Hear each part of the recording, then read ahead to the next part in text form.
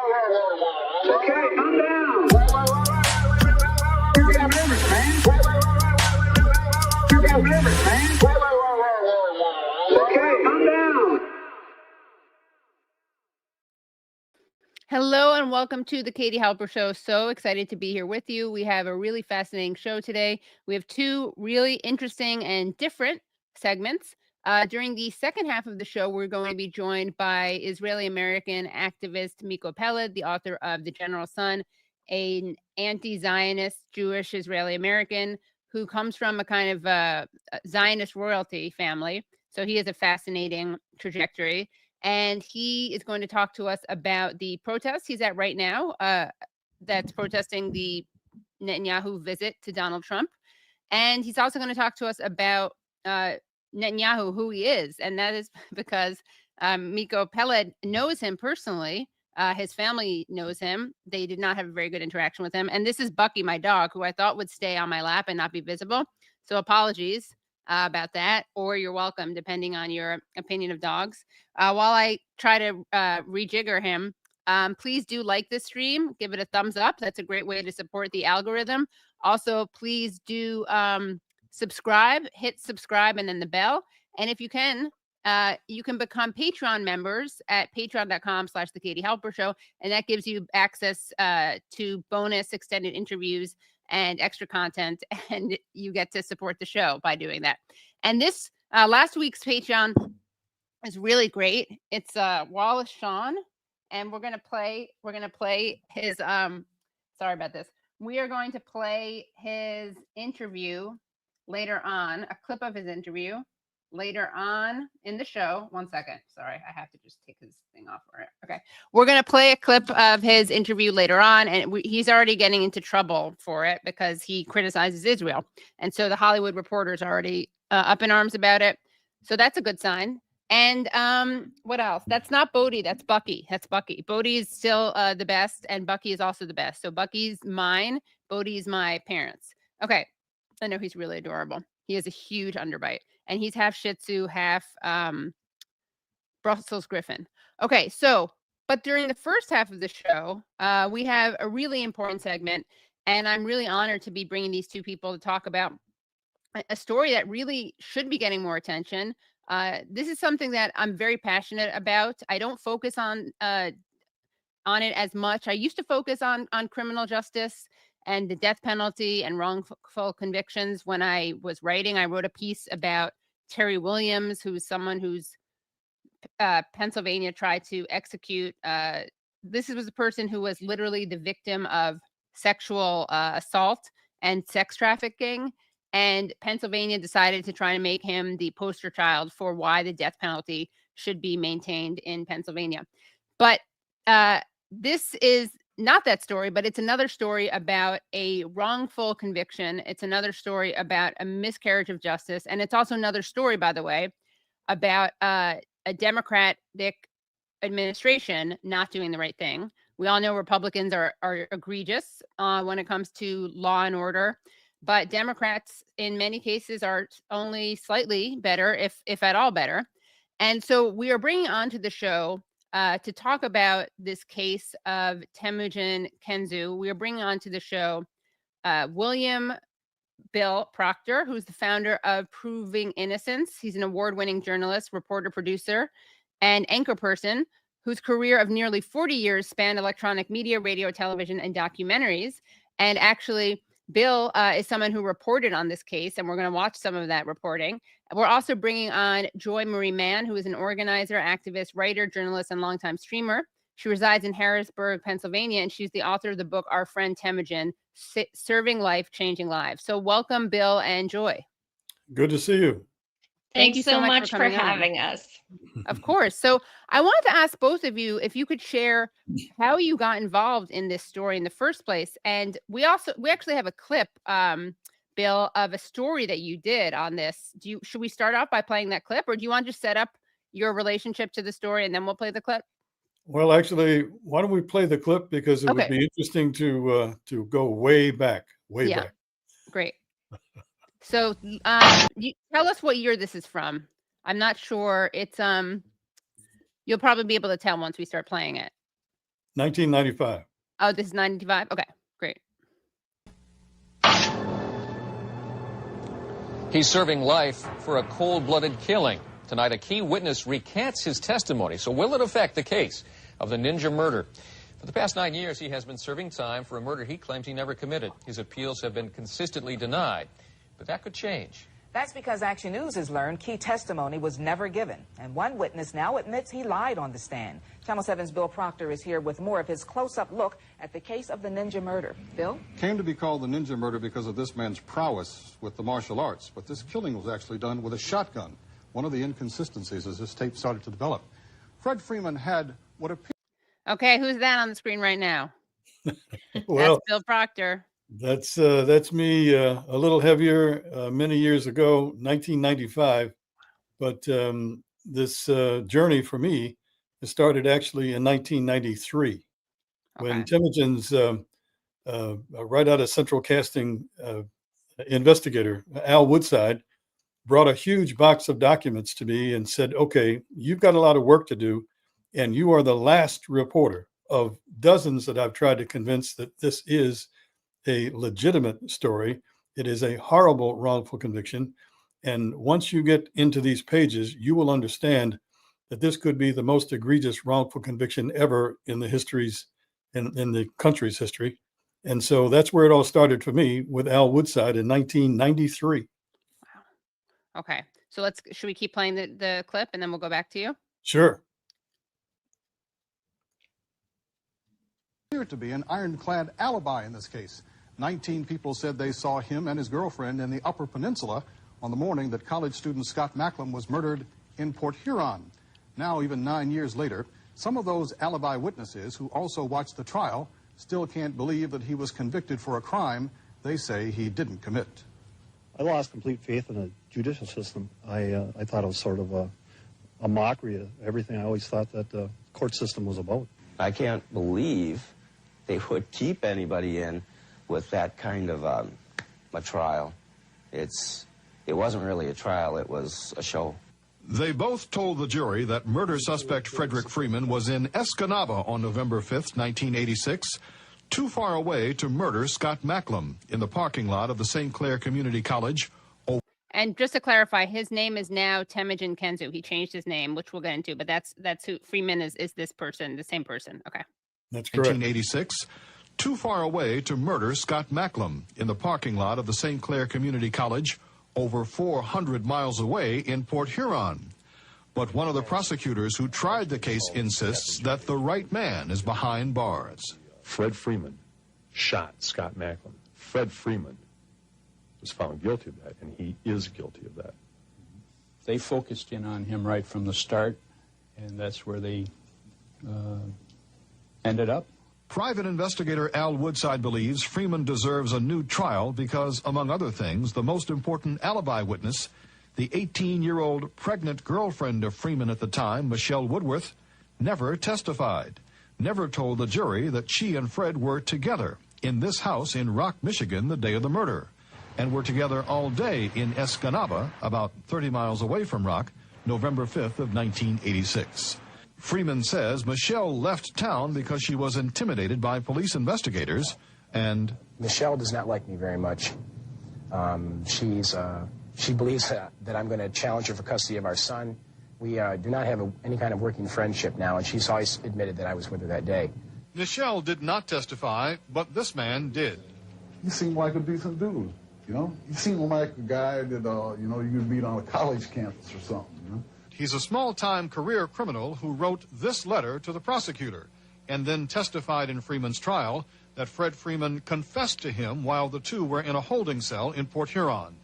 Now, terminally ill with a host of ailments, he admits the letter was fabricated, the confession and damaging testimony, all a lie. You were talking about Mr. Freeman. It says, the dude was telling me, yeah, he did it, but you'd never be able to prove it. Did Mr. Freeman ever really say that? No.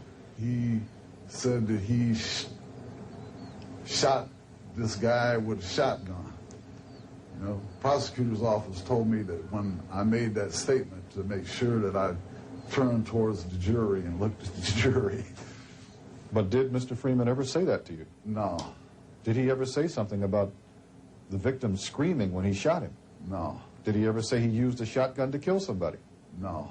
He says he was threatened when he wanted to back out of the testimony, but was rewarded when he did, with a ticket out of Jackson Prison to a halfway house.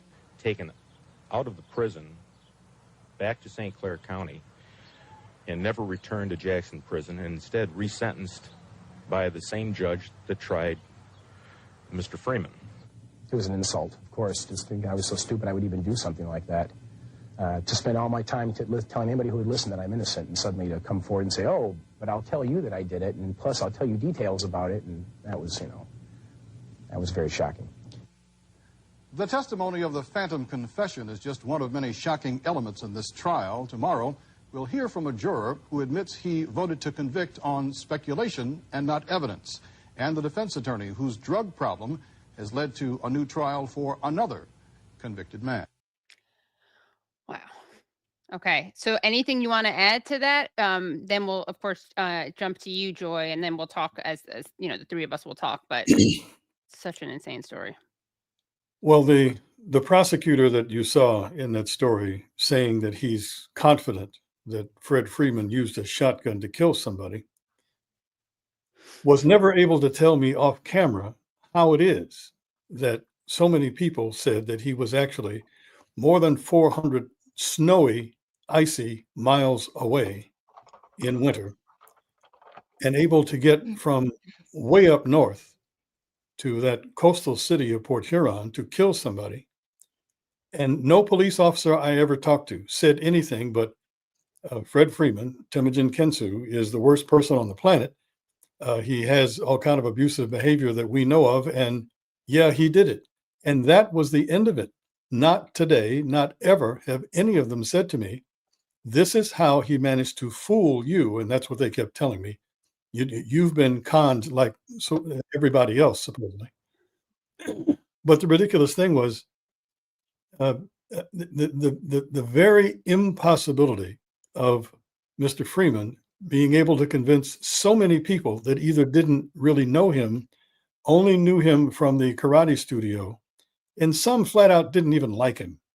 The bottom line is they were ready to take the stand under oath and say, no, 2 hours, maybe 3 hours after the shotgun slaying in Port Huron, he was standing inside the studio chatting up some of us, and then went on to other places in Escanaba. And at no point has any cop ever been able to tell me how he did what they claim he did in court. It was, just as the witness said, it was a show. It was a show put on by a 6'5", 6'6", great voice, handsome prosecutor, and a guy who was not quite 6 feet tall, who was drug addicted, who was punchy half the time, who did a good job every now and then in the trial, but never good enough to deny the prosecutor what they wanted, which was somebody to lynch for the murder of that area's favorite son, Scott Macklin. It is horrific. And yes, the line of issues with this case is pretty long. Wow. And Joy, how did you get involved in this story? I read an article almost 5 years ago, and I was intrigued immediately because the title was something like man is 438 miles away in a blizzard, however, managed to commit murder. And I'm like, is that a typo? That makes no sense whatsoever. And I start looking into it, and I'm like, okay, there's 19 witnesses that say this guy was far away. End of case. What's the issue? So I started looking deeper into it. I reached out to Temujin, and immediately he granted me a prison interview. We talked on the phone, and after the first time we talked, I was like, I'm ride or die. Like, I'm going to fight for you. There's no way you did this. And there's a million reasons we know that. But it was, him as a person, he's a very kind, very thoughtful person, and just a very, very caring person. And he's not resentful. He's not mean. He's not brash, you know, and it makes you want to help him more.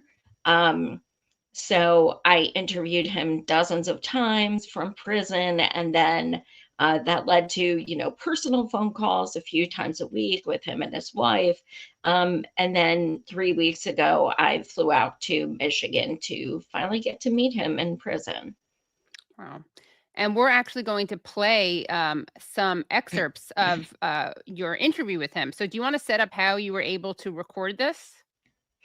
Yeah, so trying to schedule a visit in the prison is, Bill, you may know, even phone calls and stuff, it's just, yeah.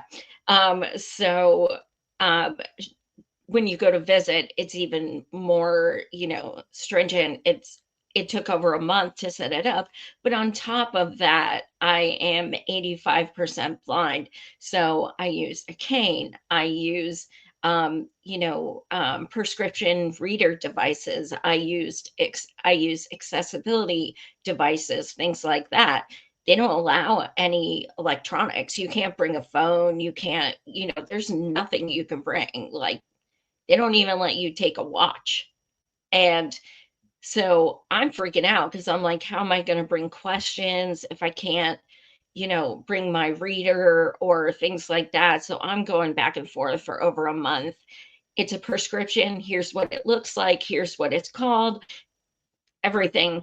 Finally, they say I can bring my recorder, because I say the way I do it is I record things and I print out transcripts.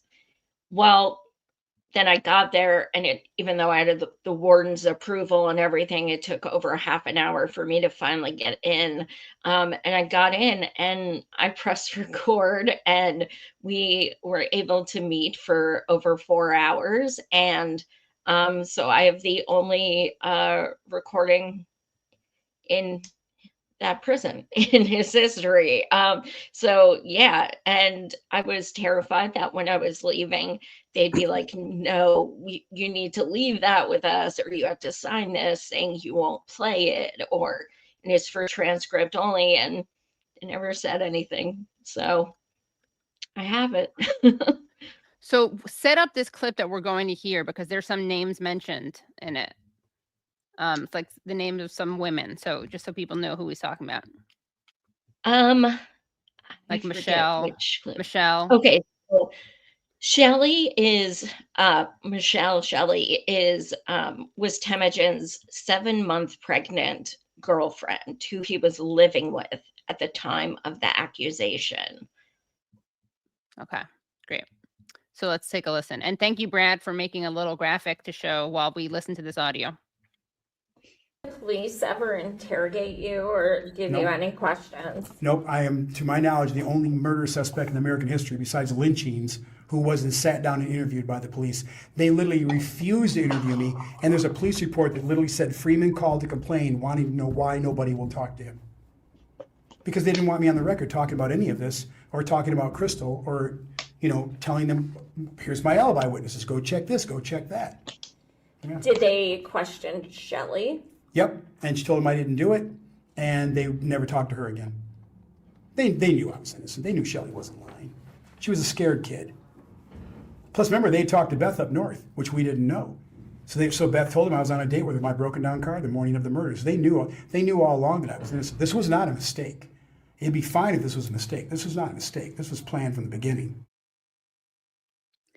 So Crystal is the woman who threw in Temujin's name, threw that in to the police. They didn't know who he was. She's the one that brought up his name. Beth is who he was with. He was out with Beth when the murder took place, and Shelley was who he lived with. So yeah, but Crystal comes into play because she Bill, do you want to? I better get sued. Yeah, the names What you do think? cross, and yes, they can be complicated. But Crystal Merrill was the person who was dating, if not was the fiance of the shooting victim, Scott Macklin. Right. I say it in a somewhat nebulous fashion because theirs was an on and off relationship. And there is no question that Crystal Merrill was sleeping with Kensu at least on 2 or 3 occasions, and then stalked him to the point where he and his pregnant girlfriend had to leave the area of Port Huron generally. And that's what put them up in Escanaba/Rock at the time. And they had been living up there for months before Scott Macklin was killed. So all of the claims by police that that Fred had a harem, that that Crystal was one of the women of his harem, and that he killed Scott Macklin because Scott had the unmitigated gall to take away one of his women, was just some of the incredible BS that the government threw at this case that had nothing to do with it at all. And of course, when Scott's body was found, they went straight to Crystal, who was upset, and her sister happened to be nearby for the interview. And she was the one that chimed in and convinced Crystal that the two of them, had to tell the police that if there was a suspect anywhere on the planet, it had to be Fred Freeman / Temujin Kensu. So that's how that took place. Of course, Shelley, Michelle Woodworth, did eventually have the baby, but she literally was terrified by the police raid in Rock, Michigan, where they went to find Temujin.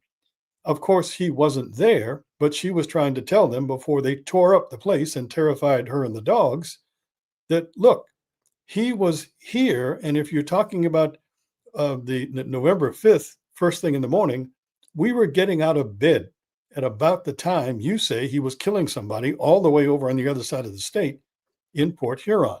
They would not hear anything that made any sense about Fred's statements about his whereabouts, his intent, his history. All of it painted to somebody else. And to this day, I believe that the police actually know exactly who it was. And because that killer was, quote unquote, one of them somewhere in one of their circles, that person was the contracted killer for Scott Macklin. And I think it had to do with Scott's involvement in illegal drug trade. I say I think because we have never been able to assemble it. And his own blood that I have held in my hands, the 4 vials in the police custody, has never been tested to determine if he even was a drug user, much less a drug dealer. So it's not just that they were desperate because this was, what did you call him? Like the golden child, or well, he was kind of the area's favorite son because he was the son of a mayor, right? Yeah, the mayor of Croswell. And in high school, he was on the golfing team, and he, I think, was actually the head of the school's basketball team. So he might have been the captain. Right. So, but by the time it's over, yeah, this was a well-liked kid until he left high school. And then 2 years later in college, he was failing, cutting classes. Counselors literally were trying to kick him off camp. Well, the word was that counselors literally wanted him off campus because he just was not performing in a way that got him in St. Clair Community College in the first place. And so it's not just that they were desperate to find someone because this was the golden child, but you're saying that it was also that they knew or they suspected that it was someone else, and this is someone that they wanted to protect? This had all the markings of a contract killer. I mean, you have to think that some amateur who literally had the ability to break someone's neck with his bare hands quietly, this was a statement killing. This was, it was loud. It was a higher gauge shotgun that was used apparently at fairly close range at just before 9 o'clock in the morning on a college campus in broad daylight, in bright, broad daylight. This would have taken somebody with practice with nerves of steel, where there would be no concern about the assignment, which was to kill the kid who somehow had crossed probably some drug supplier. That's the thought. Now, there are other issues about Scott, and the fact that there had been times before he was killed that he literally was followed by two men. One time, apparently, Crystal was in the car with him, and they literally had to make a U-turn, head in the other opposite direction when two men in a car were following them on a road. That was a part of it. Also, Scott worked at a clothing store, and there two men showed up one day, and no one has ever been able to say, or at least I take that back. There must have been at least one witness that claimed that Fred was one of the two men who was there at the store looking for Scott at the time. I'm not even sure the descriptions matched at all. But the bottom line is that so much garbage was assembled in this case that the level of misconduct is just unbelievable. Wow. There was, let's see, recently an NBC article from 2023 says that experts, quote, cast doubt on the sensational theory presented at trial that the 23-year-old could have chartered a private plane to fly from one end of the state to the other, shot the victim, and returned home without leaving a trace, end quote. Joy, I know that you wanted to talk about a letter from pilots that pushed back on this theory. Can you talk about that? Yeah, so first the prosecution suggested that because Temujin was this ninja killer, he actually committed the crime through teleportation. What does that mean? He teleported the 438 miles. That's how he committed it. I'm not even joking. And then they came up with this theory that he must have hired a private plane. Temujin was in arrears from a $200 a month rent because they were on food stamps, things like that. He had no money. This was way before internet, cell phones, things like that. So they wanted people to believe that he went up to an airport, which was closed because of a blizzard, found some pilot who was sitting around waiting for someone to come up and just say, hey, can I hire you to do an independent trip? And then the pilot would just say yes. He would fly him the 438 miles. Somehow Temujin would get a car and get to the school, shoot Scott, get back in the car, get back to the field where they said that the plane would have landed. The plane would have brought him back. It's just this really outlandish story. There's never been a plane. There's never been a pilot. There's never been a flight log. There's never been a receipt. And in fact, they had a pilot testify at court, and it turned out to be the prosecutor's private pilot. So as far as that goes, recently there were several pilots who wrote a letter that came out in an article which stated one gentleman worked at that specific airport. He was never questioned. He worked there at that time, and he wasn't questioned. He said this never would have happened. It didn't happen. But again, this was another instance of the police and detectives just already having their suspect in their mind and not wanting to do any other work. And the video before said Shelley didn't testify at trial, and that is correct. And the reason is because she wasn't notified the trial was even happening. You know, they didn't have internet back then. They didn't even tell her it was happening so that she wouldn't show up to be able to testify. That's just some of very few pieces of the immense corruption in this case. Wow. And Bill, I know that you were denied in the late 90s the opportunity by the local station you reported for to pursue a comeback story, correcting the record and exposing this injustice. So what was the pushback like to this story, and why do you think it was there? Well, I probably had done more than I guess the journalistic profession would have allowed at the time.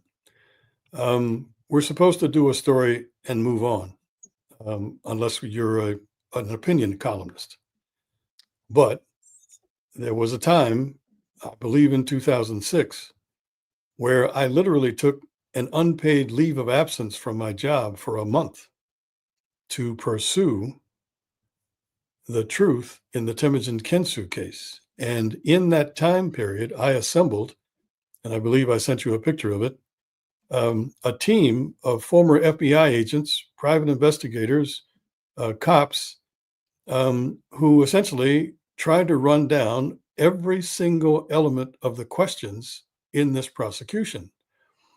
And the corporation's magazine actually wrote about my decision to take unpaid time off to try to get this done. Now, yeah, there's no doubt that I've crossed the line a number of times in my career in this space of wrongful conviction. And I guess that was one of the times.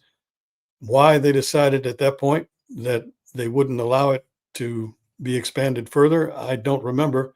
It could have been some other element in news coverage at the time, some major breaking, all-consuming situation. I don't remember, but I know that there were people in the profession who thought that my credibility had been damaged because I wanted to do more for a man that I fully believed was innocent.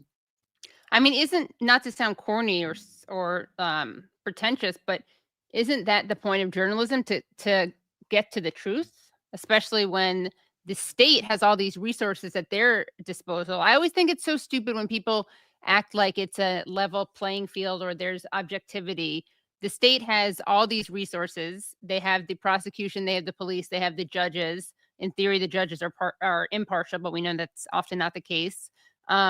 Why shouldn't someone be able to have a journalist who's looking into what really happened?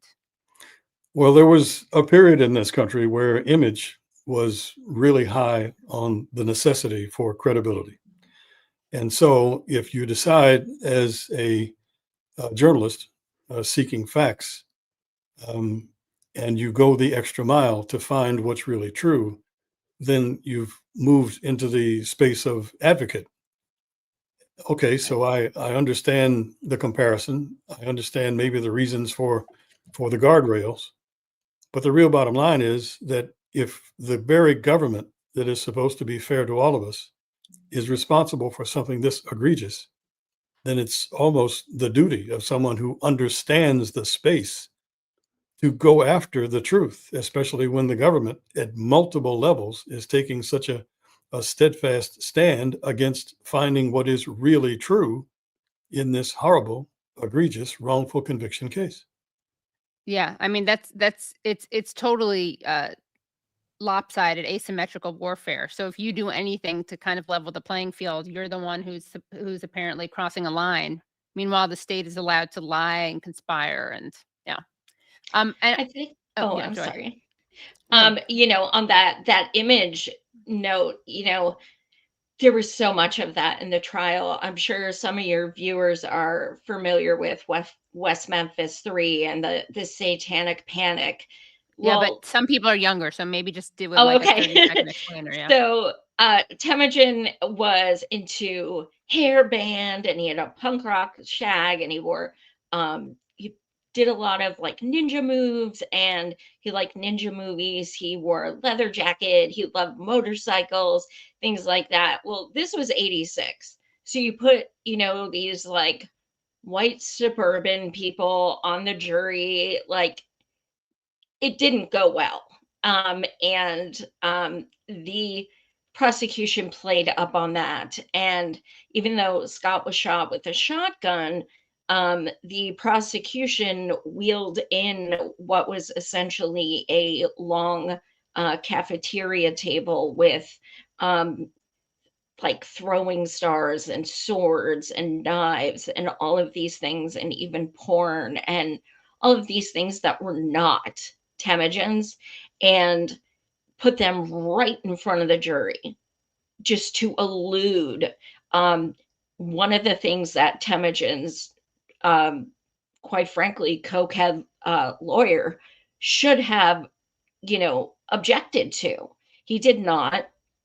And then when the prosecution was in trial, they would just all of a sudden be like, oh my God, look at that. Just kind of doing theatrics throughout the whole trial. And that is very, very daunting to people. Maybe not now, but back in 1986, this was like when Dee Snider, went and testified on the court because they were saying you play records backwards and Satan speaks to you. And there was this whole thing. So saying he is this ninja killer and he loves rock and roll, like that automatically put him on the defense. And Bill, you transitioned, I guess, from journalism, and you created you established something called, you established a program that fights against wrongful convictions, and you've made the pursuit of righting these horrible wrongs your life's work. Can you talk more about the work that you're doing now and what the organization is called? Well, I had some associates, and some years back we created a 501c3 called Proving Innocence. But Proving Innocence has recently shut down, and I now run Seeking Justice. So seekingjusticebp.com is where we can be found online. But as an investigator, a private investigator, and an advocate, overall over the last 30 plus years, I now have 15 people who are free from the criminal justice system, who are either facing charges or ended up convicted. Some were serving life sentences, and they are free. We have 3 cases that we are working on now, so it may be 18 by the time I call it a day. But the fact of the matter is that around the country, there are thousands, if not tens of thousands of people who have suffered because of the miserable failure of the criminal justice system to simply listen to elements of truth. One of the cases I'm working on now is one of those death penalty cases that President Biden chose to release 37 death row inmates from the ultimate penalty. His name is Billy Jerome Allen, and Billy is from St. Louis. I'm not licensed to work there, but I've traveled around the country to create new elements of pushback for his wrongful conviction, because he wasn't at the scene, just like Temujin in the case in Michigan. So this is a lifelong thing for me. And believe it or not, I'm an ex-cop. So I have lived on both sides of the spectrum, where as a police officer, I was a part of what could be called the blue curtain or the blue wall. And on the other side, I am a hardline advocate for getting to what is true in cases of actual innocence claims and wrongful conviction. Right. That's so interesting that's apparently not okay to do as a journalist. When again, like freeing people that's not like a bias. If people are lying and conspiring and you're exposing a conspiracy and you're shedding light on the lies, that's journalism. Well, I guess there are people who seem to think that if you go beyond your pad, your notebook, your camera, and the production for the company you work with, then all of a sudden you become advocate. You know what? I guess I've decided that it's a part of what we're supposed to do. We're supposed to challenge what isn't right. And whether I actually still have the badge that says I work for a certain television station or not, I'm still an American citizen interested in having the system work for everyone. Right. And Joy, people are asking about your book, and we're definitely going to add a link to your book. But and Brad, or we can add that to the description. But I know that you wanted to talk about Temujin's health, and since we're talking about like his health and the personal side of this story, I guess I want to ask each of you to talk about what he's like as a person, because he's been pretty maligned. What is he like as a person, and what is happening to his health right now as we speak? I mean, the first time I interviewed him, I've never known anyone in prison besides like those of us who get arrested for a few hours because of protesting or something. I didn't know anyone. So I was really trepidatious. Oh my God. And then I talked to him and he was so kind and so thoughtful. After we talked once or twice, he literally called me from prison and was checking on my eyes, checking on my health. How are you? Do you need me to send you anything? Because like he's really big with like getting people vitamins or things like that, which he eats dandelion in the yard because he's not allowed to have vitamins. But he's just very thoughtful. He calls me Joy, and he's very sweet. He's probably the most brilliant man I've ever met. He's like ridiculously intelligent. But also when I talk to him, I continually think I hope I wouldn't be, but I think being in prison wrongfully for close to 40 years, I think I might hate the world, just hate everyone. And he is so kind and still has hope and still has appreciation. He is the kind of person where he'll just, tell his wife, and she'll text me, Temujin said he loves you, just very kind. We need more people like him. And he could do so much if he was out. He even helps people in the prison. He started this thing called Kensu's Canines, where he helps people getting out of prison get dogs because they're very therapeutic. Yeah. And can really help people when they get out. He's just wonderful. And I think that's one of the reasons I started fighting for him even harder. As far as his health, he's 61 years old. That's not that old. However, he has a brain tumor. He has been denied chemo for last November was a year, so over a year. He is being denied even things like arm braces. He's being denied even over-the-counter medications. He has mold everywhere. I mean, mold is growing out of some people's ears. It's really bad.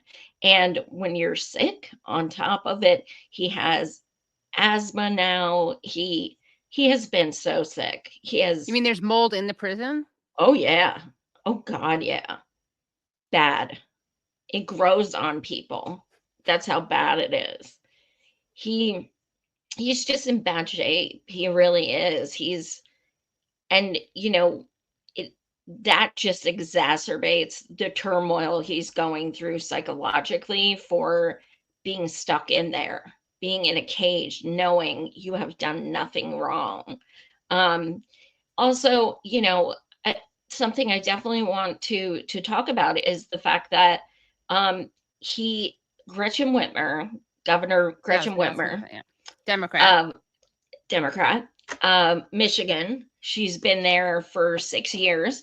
She has had Temujin's clemency papers on her desk since she took office 6 years ago.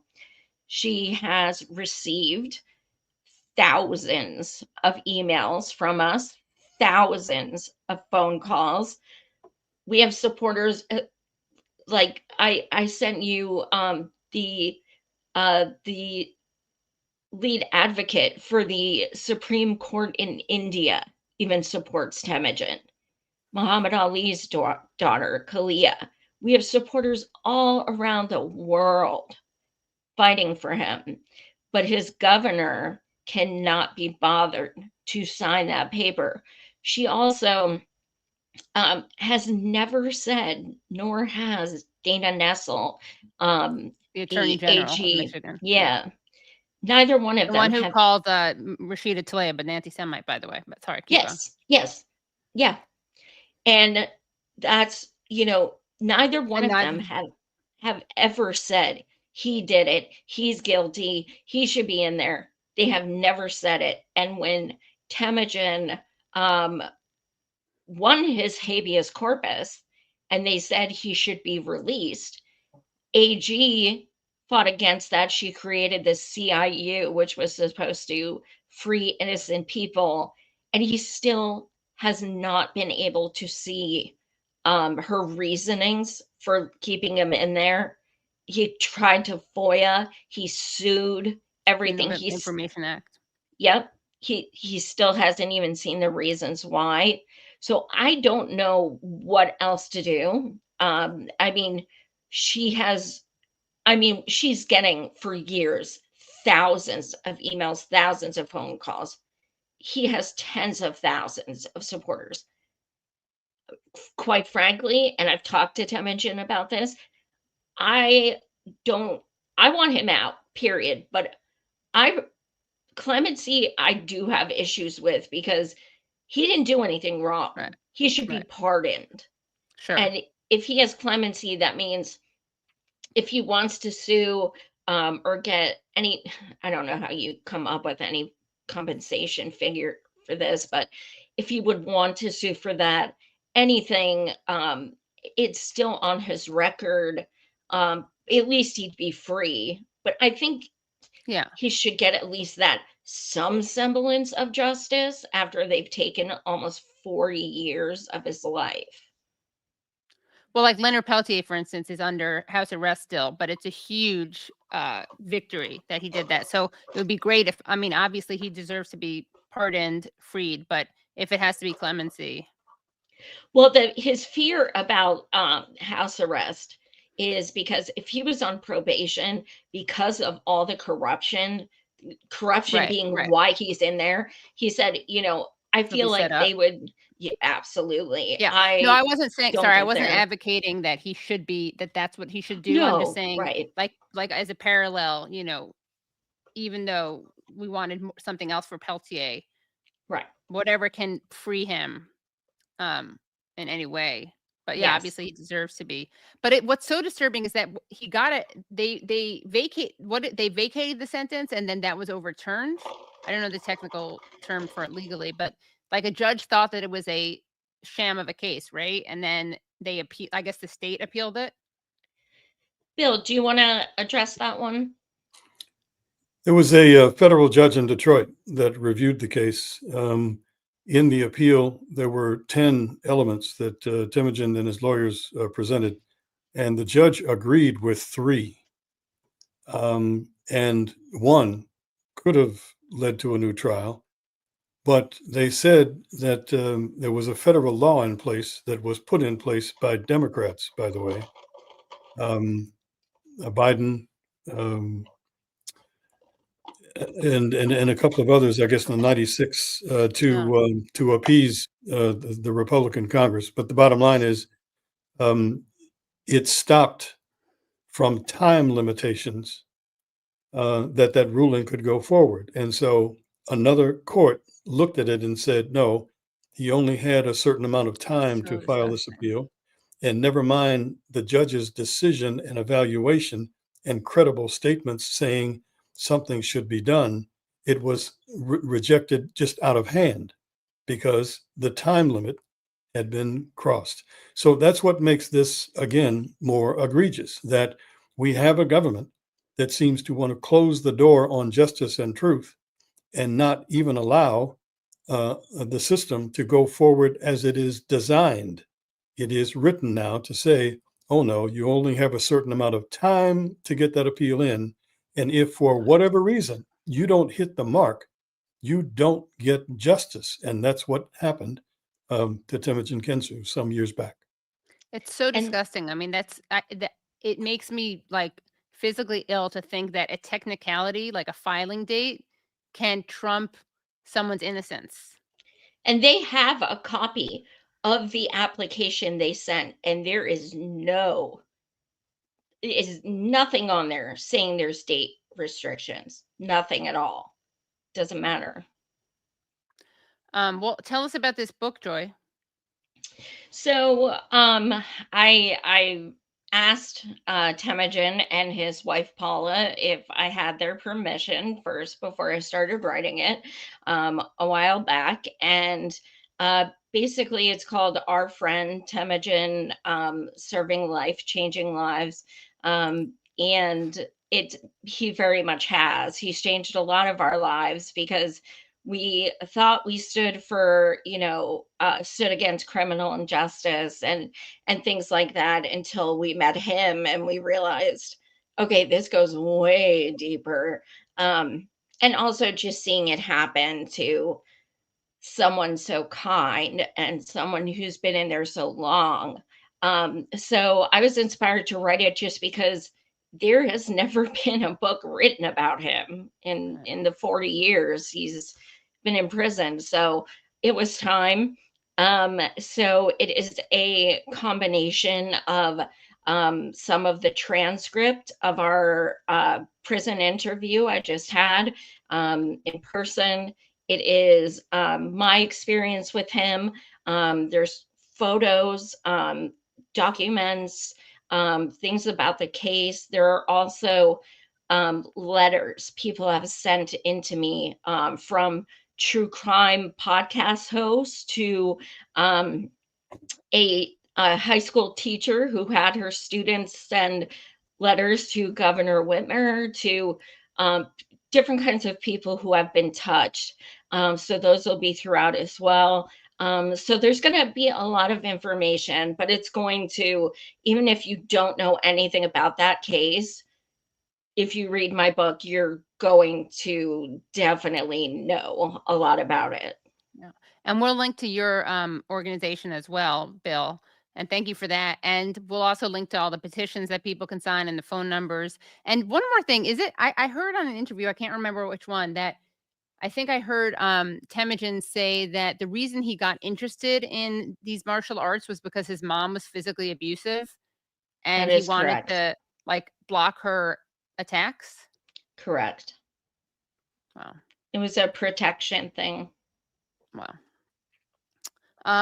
And final question for you, Bill, is as someone who you said you were on the other side, you were a police officer. Was that before you were a journalist? Yes. So how does this blue wall of silence work? I mean, it's a huge question, but if you could just give some examples so people get a sense of how, I guess, nefarious it is. Well, police work isn't easy to get into. That's number one. And once you are there, and because your life can essentially be in danger on any given day that you're on the job, there is kind of this brotherhood of protection. It doesn't matter how much misconduct a brother officer might be responsible for and how many people that officer might have put behind bars, and those people did not do the crimes that they were convicted of. The blue wall says that the entire department can decide to protect that rogue officer, protect the misconduct of other officers, protect an entire homicide division that does this to people all the time. And so that's essentially how it works. It is brother officers deciding that the job we do means that whatever we have to do to get quote unquote justice, never mind it's skewed or wrong, they protect one another because of that, the brotherhood. And one more thing I want to show, because you did share this with me. There's an image that shows that compares like the lineups of Temujin and other people. Can you guys explain what this? Can you lay out what we're seeing here? So the bottom left, the back of the picture, there are stripes. There's like lines in the wall. And then he's the only one facing in that direction. So this Everyone is how else is that people way. were shown. So can you just explain what this was? This was the actual lineup photos that people were shown. Essentially, I believe, Bill, correct me if I'm wrong, but didn't 2 out of 3 pick the wrong person? It was something like that. But the key about those stripes behind Temujin is that is a room where in police custody, photographs are taken of suspects so that you can determine the approximate height. But you notice in all the others, it's just a photo. So that one caused a person's eyes to immediately go to the one odd picture. And that's what was unfair about this photo lineup. Plus looking the opposite way of the other people. Yes. Yeah. And they actually told Temujin for years and years they didn't have the photos. They refused to give it to him. They don't exist. Wow. And then he got them. Wow. Well, thank you both so much for coming on. This was a really great discussion. Thank you And we so will much update for everyone. having Yeah. us. Thank you. And it's really cool because there are people in the chat who are like, I'm from Michigan. I never heard about this. It's not cool that they haven't heard about it. It's cool that you guys are telling the story. So yeah. Yeah, I've asked some absolutely. people in Michigan too. So yeah. Go to temujinkensu.com. You can get my book there, but also everything you want to know, the link tree, everything like that. So please spread awareness. Yeah, maybe we'll try to interview him for this show. Yeah, tell me when. I'll set it up. Great. Thank you so much. Thanks for all the hard work that you guys are doing. And we'd love to have you back. Bye. Have a great night. All right, guys, we are here for our next guest, but that was a great conversation. Like, I mean, it is so disturbing. It's so infuriating. The theme, I guess, that connects the first segment that we just did and the next segment that we're doing is a couple of things, but one is the idea of justice and fairness, and also perhaps media complicity and the cowardice of politicians and all these guardrails that are supposed to be there, but fail people, whether it's being railroaded, incarcerated unfairly, or the victim of genocide, being the victim of genocide. So we're going to bring on our next guest. Please, if you haven't liked this already, let's see where we're at the likes. Oh, the likes are pretty good. So thanks. Keep those coming. Keep those going. We're bringing on the wonderful Miko Peled, big show fave. People love Miko. He is an Israeli-American activist, writer, speaker, and he's the author of The General Sun, Journey of an Israeli in Palestine, and also the author of Injustice, The Story of the Holy Land Foundation 5. And we're going to get to talking to Miko about his own personal story, and then we're going to talk to Miko about what's happening right now. Miko, welcome to the show. Thanks. Good to be with you. Sorry about the delay. I just walked in, but good to be with you again. And also now, I run the Palestine House of Freedom in Washington, D.C. Right. Okay. To the bio. Yeah. Well, I'll add that, and I'll add a link. So you're running late because you're coming from where? Well, there was a protest in front of the White House protesting Netanyahu's visit. And so I was there. I'm still in my protest gear. And then I rushed back home to get to see you, to have a chat with you. Great, thank you. And what tell us about this protest? So it was very interesting. I got there a little bit early. It was supposed to start at 6. I got there a few minutes early. And the first thing I saw was a huge crowd of ultra-Orthodox community that came down from Europe, but really big, like half a block almost, just them. And then a few other people around them, but it looked like that was the protest. And of course they carried the signs, and there are a few other people with banners and stuff like that. But that was the first thing I saw. And it was actually heartwarming to see that. And I was actually there with a few other Jewish friends. So it was like the majority of the people that were there when I got there were Jewish, and demonstrably Jewish with that community particularly.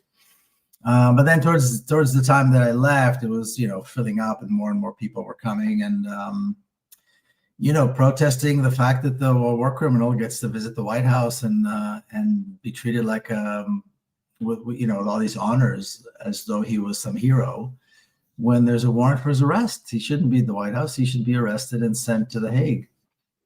And then he should be sent to Palestine to be tried, I think, by Palestinians. Oh yeah, that'd be great.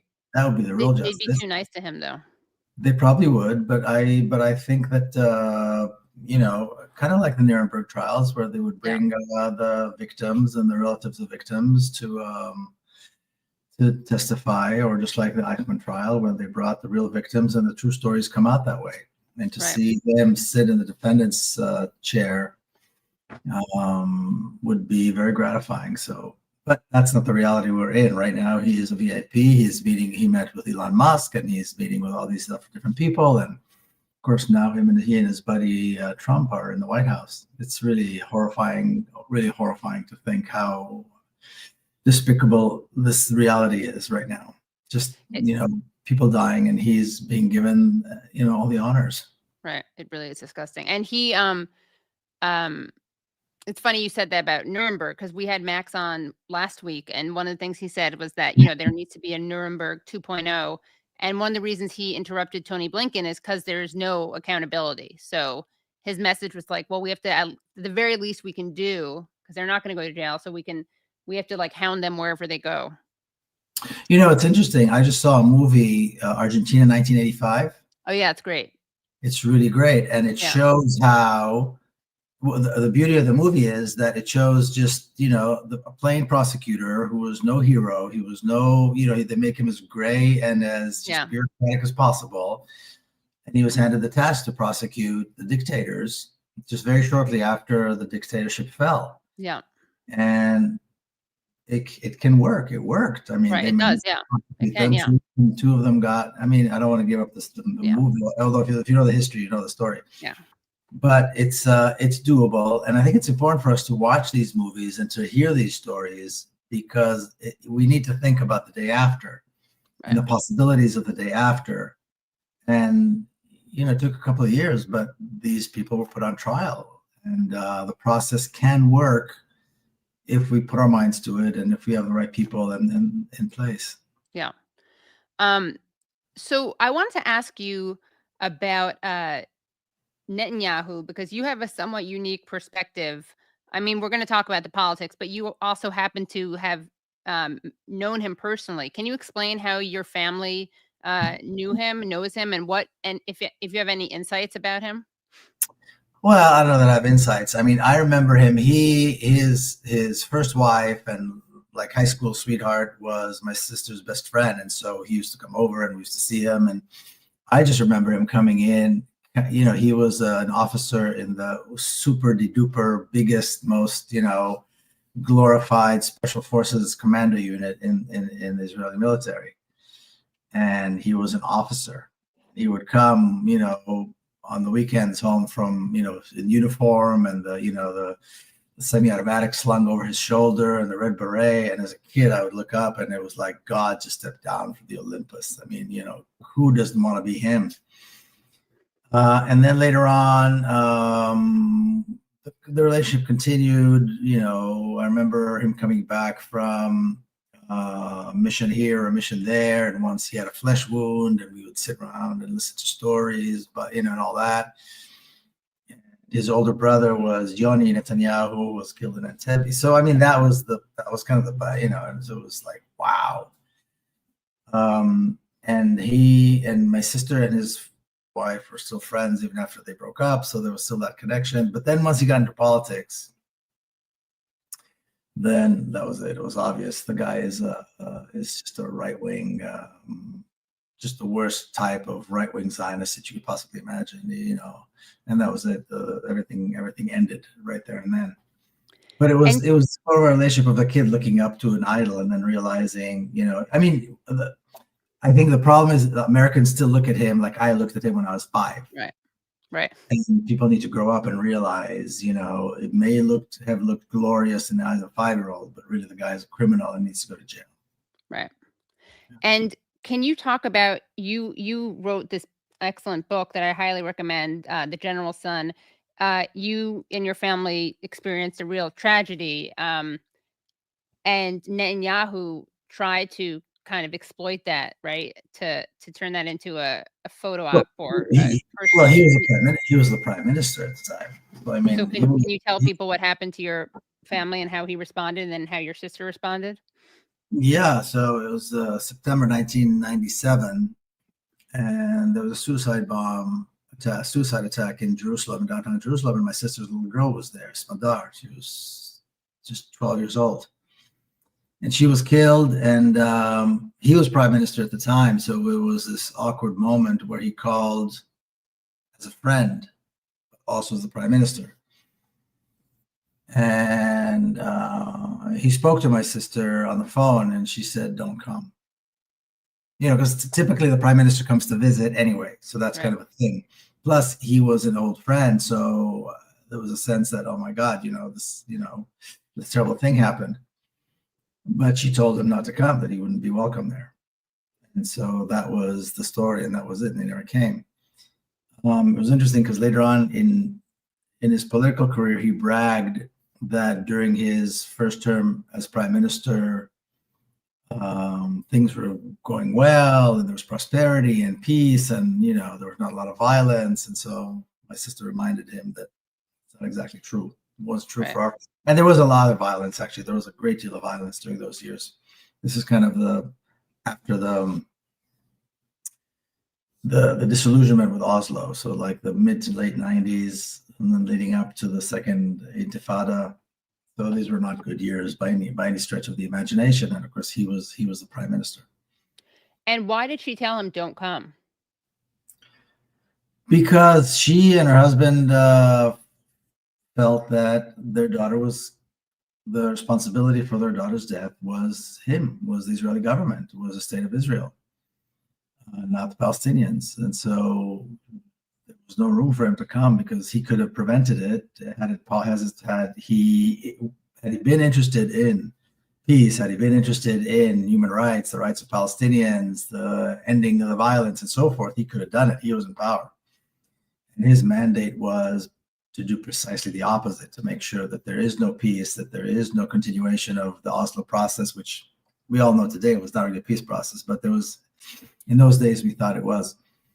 And they said very clearly the responsibility for her death and to the death of countless Palestinians is the Israeli government.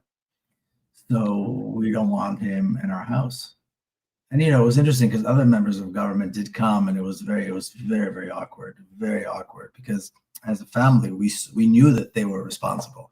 We knew that they had the chance, the opportunity, the power to change things, and they didn't because that's not what they wanted to do.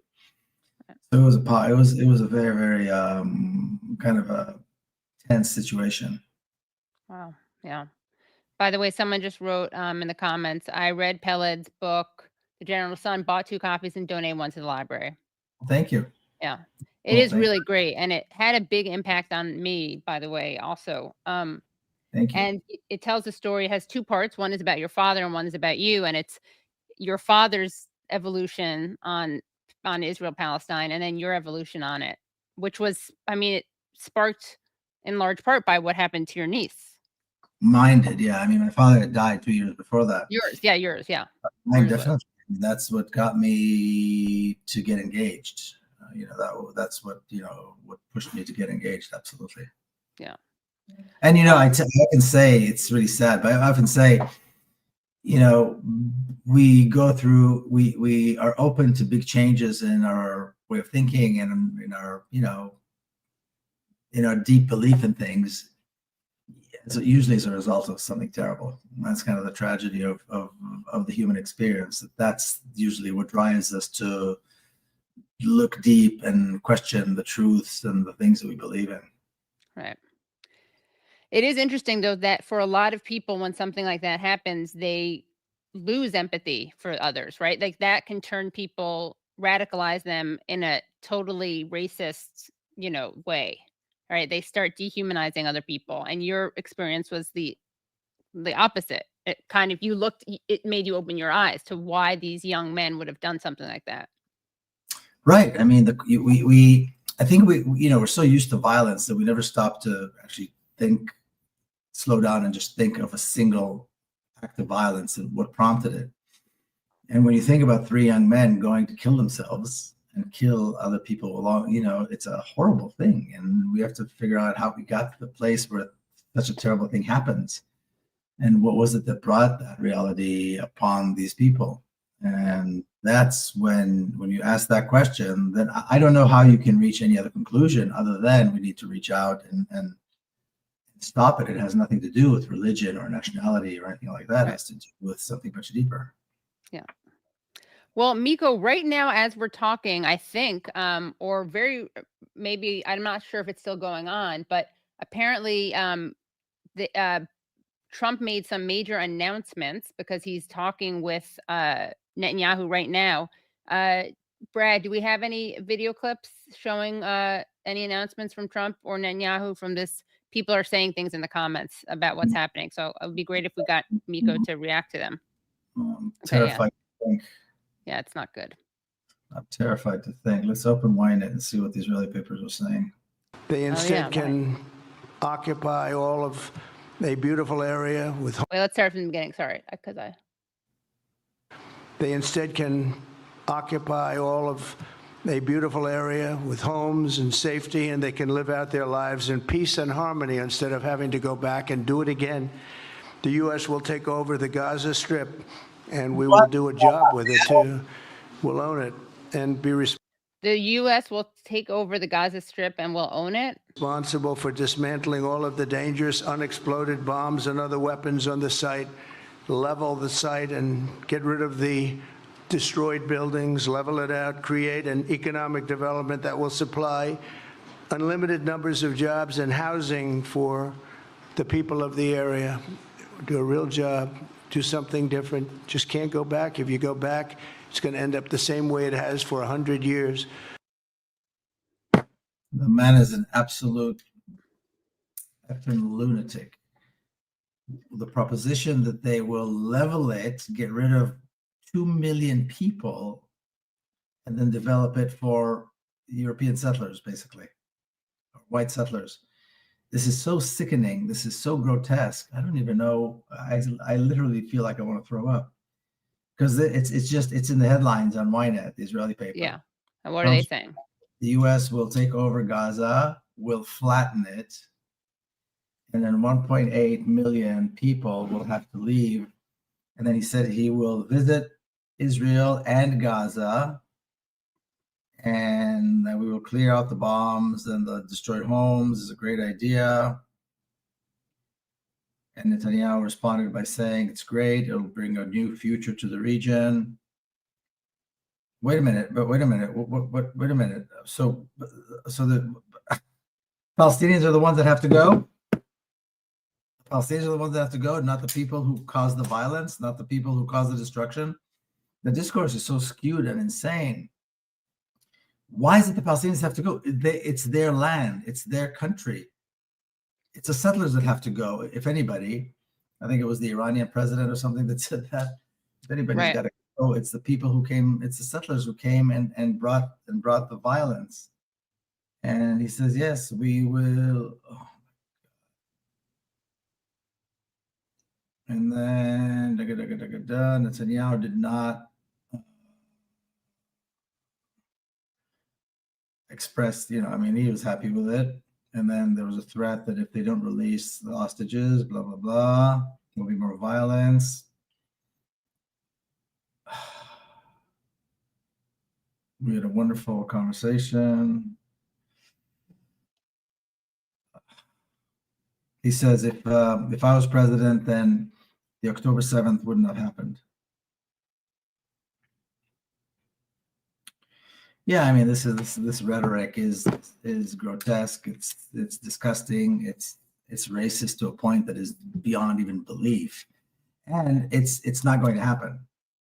It's absolutely not going to happen. There's no way they would have Palestinians. They would have to kill 2 million Palestinians if they want to clear Palestinians out of it. But this idea, and actually the Israeli papers earlier today were saying, because there's the discourse, the Israeli discourse is all about this idea of what they call voluntary migration, to encourage voluntary migration. Well, how do you encourage it? By bombing people, making their lives unlivable. And then they said, well, cleansing, right? Well, of course that's what it is, yeah. Yeah. What they're saying is we'll start with that, and we'll start with Gaza, and then we'll go to Jenin. Right. And then Palestinians will have a better life. Palestinians don't want a better life elsewhere. If you're worried about Palestinians having a better life, let them live in their country, allow them to go back to their homes. And if you don't want to live with Arabs, why did you come? It's like, I don't know if you saw this thing that he did, Trump did with a pencil or with a pen. He put the tip of a pen up. He was sitting in front of in the Oval Office, in front of his desk. And he was holding, you see this little pencil, that's Israel. And the whole table, that's the Middle East. And that's a really bad place to be. That's a really bad place to be. But the settlers came to the Middle East. Why did they come if it's a good place? If they don't like it, what are they doing there? They came to an Arab country. They came to a country that's predominantly Muslim. And now they want to ban the call for prayer. They want to destroy the country. They want to get rid of all the history that shows it was an Arab, predominantly Muslim country for, over 1,500 years. I mean, it's insane. And now the conversation, the normalization of the conversation of the ethnic cleansing, of getting rid of 2 million people. I mean, I don't even know if the Nazis were this blunt when they talked about the Jews. It took a while before this so blunt about it.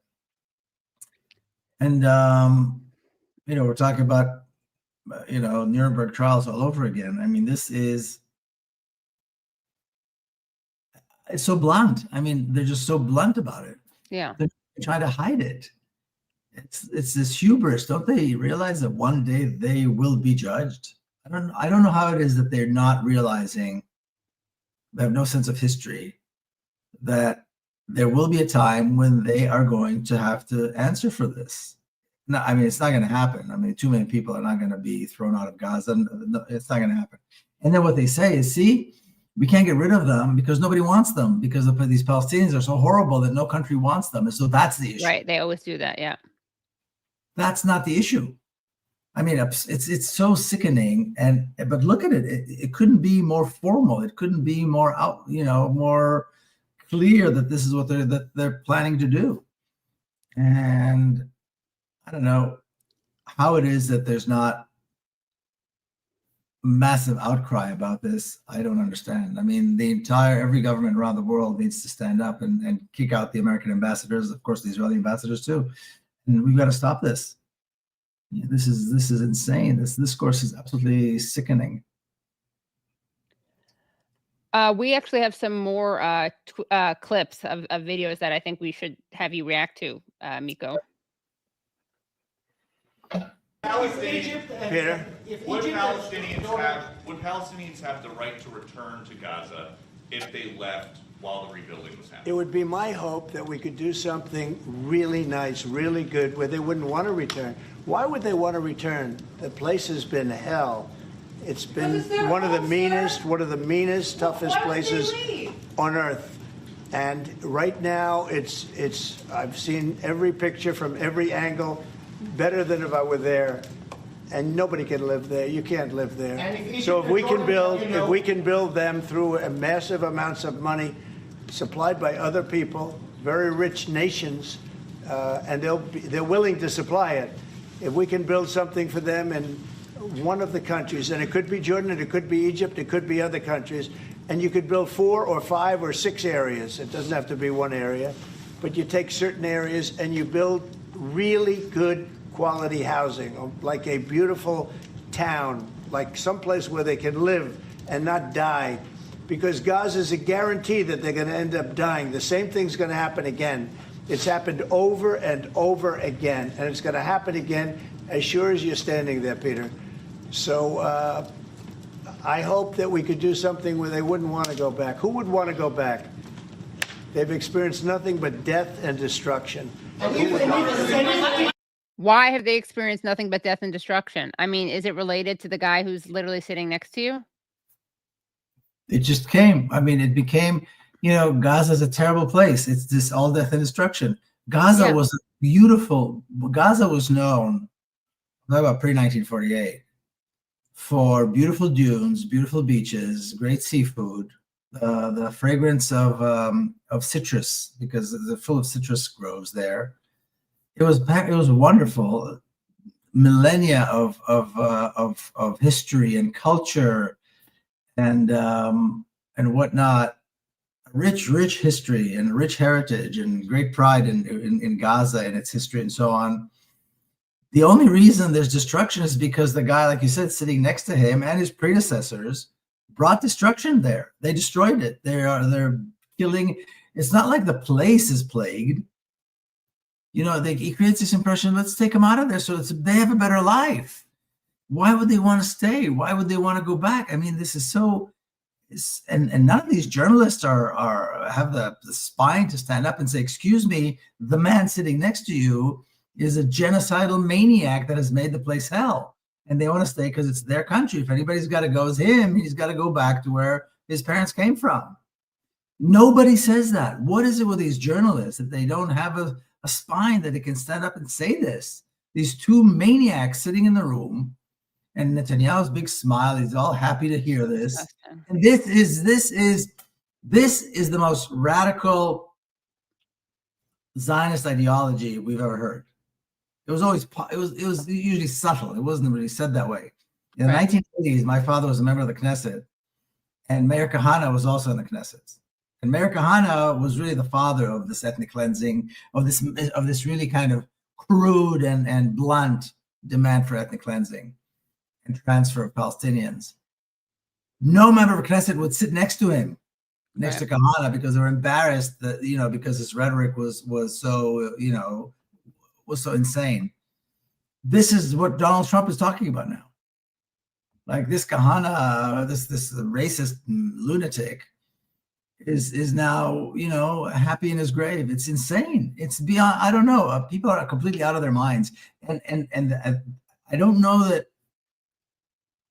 why there's not a harsher reaction to it. We'll see tomorrow what people say, what the papers say, if there's not an absolute reaction to this, where people speak about it as one of the most grotesque things we've ever heard coming out of the White House, then we've really all lost our minds. I mean, I don't know what else to say. That is absolutely grotesque. Why would they want to go back? And nobody's there to say, what do you mean, why would they want to go back? It's their home. That's where they're from. This is it's really grotesque. I mean, I don't know what else to call it. Well, we have, sorry about this, not to trigger everyone, but we do have some more clips. Brad, can we play C4 and then we're going to, no, sorry, the one that's 337.44 to 338, the Trump talking about pulling out of the, I don't want to say what it is. That, and then we'll play the ones of actually Netanyahu. So we've only played Trump so far, but we want to be fair and show the other sociopath, sadist, what he has to say.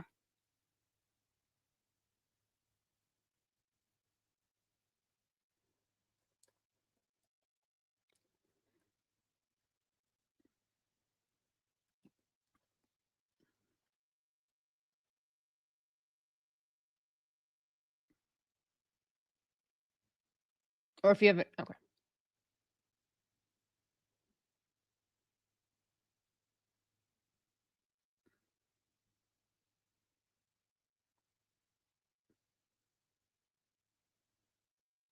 Facto arms embargo on over $1 billion in military assistance for Israel. And I'm also pleased to announce that this afternoon, the United States withdrew from the anti-Semitic UN Human Rights Council and ended all of the support for the UN Relief and Works Agency, which funneled money to Hamas and which was very disloyal to humanity.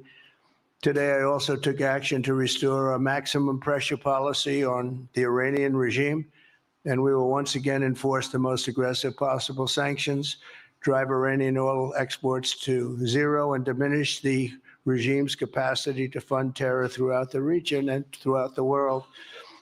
We had no threat when I left office. Iran was not able to sell oil. Nobody was buying oil because I said, don't buy it. If you buy it, you're not doing any business with the United States. And Hamas was not being funded. Hezbollah was not being funded. Nobody was being funded. Okay, so great. That's great. They withdrew from the Human Rights Council. Anti-Semitic UN Human Rights Council, right? And we were funneling money to Hamas. Right. And they're ending UNRWA aid, funding Hamas, right? Okay. That's great. I mean, I guess they're in the UNRWA stuff, isn't that different from Biden? I mean, To be fair, Netanyahu right? sitting there is like a like a teacher or a parent looking at his young disciple, and very happy to see him recite the gospel, Right. and check all the items that were presented to him that needed to be checked. I mean, that's really what this is all about. Netanyahu presented the menu, and now Trump is executing. That's what American foreign policy is. Well, let's hear what Netanyahu has to say, because he made some announcements. I'm sorry, Katie, since we're doing this at the last minute, which Sorry. So there's Netanyahu. Okay, so that would be 1 second. CO4. And then the one below the one we just played.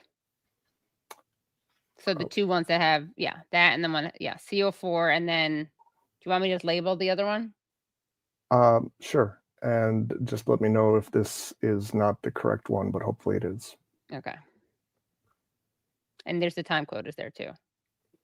Over the past 16 months, Israel has endured a sustained, aggressive, and murderous assault on every front, but they fought back bravely. You see that, and you know that. What we have witnessed is an all-out attack on the very existence of a Jewish state in the Jewish homeland. The Israelis have stood strong and united in the face of an enemy that has kidnapped, tortured, raped, and slaughtered innocent men, women, children, and even little babies. I want to salute the Israeli people for meeting this trial with courage and determination and unflinching resolve. They have been strong. In our meetings today, the Prime Minister and I focused on the future, discussing how we can work together to ensure Hamas is eliminated and ultimately restore peace to a very troubled region. It's been troubled, but what's happened in the last 4 years has not been good. I want to thank Prime Minister Netanyahu for working closely with my transition team. It's really interesting, like this. On the one hand, Israel prides itself on having this massive military power. On the other hand, they're pretending like they're under this massive attack by who? By a small guerrilla organization that doesn't have planes or tanks or any, or helicopters for that matter. It's so ridiculous. We've been attacked by all fronts, and this is a complicated war, and our very existence.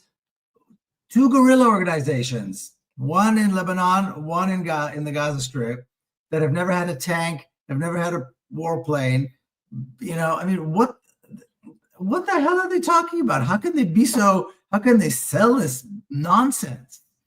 How can they sell this nonsense? The massive military, granted, it's a massive military that has proven to be completely incompetent in the face of these relatively small and limited in their capacity guerrilla organizations, resistance organizations. So this massive military is collapsing. It's falling apart. It was caught, completely off guard on October the 7th. And this is, by the way, is what is being said in the Israeli media too. I mean, the Israeli Army Chief of Staff resigned now, as taking responsibility for then.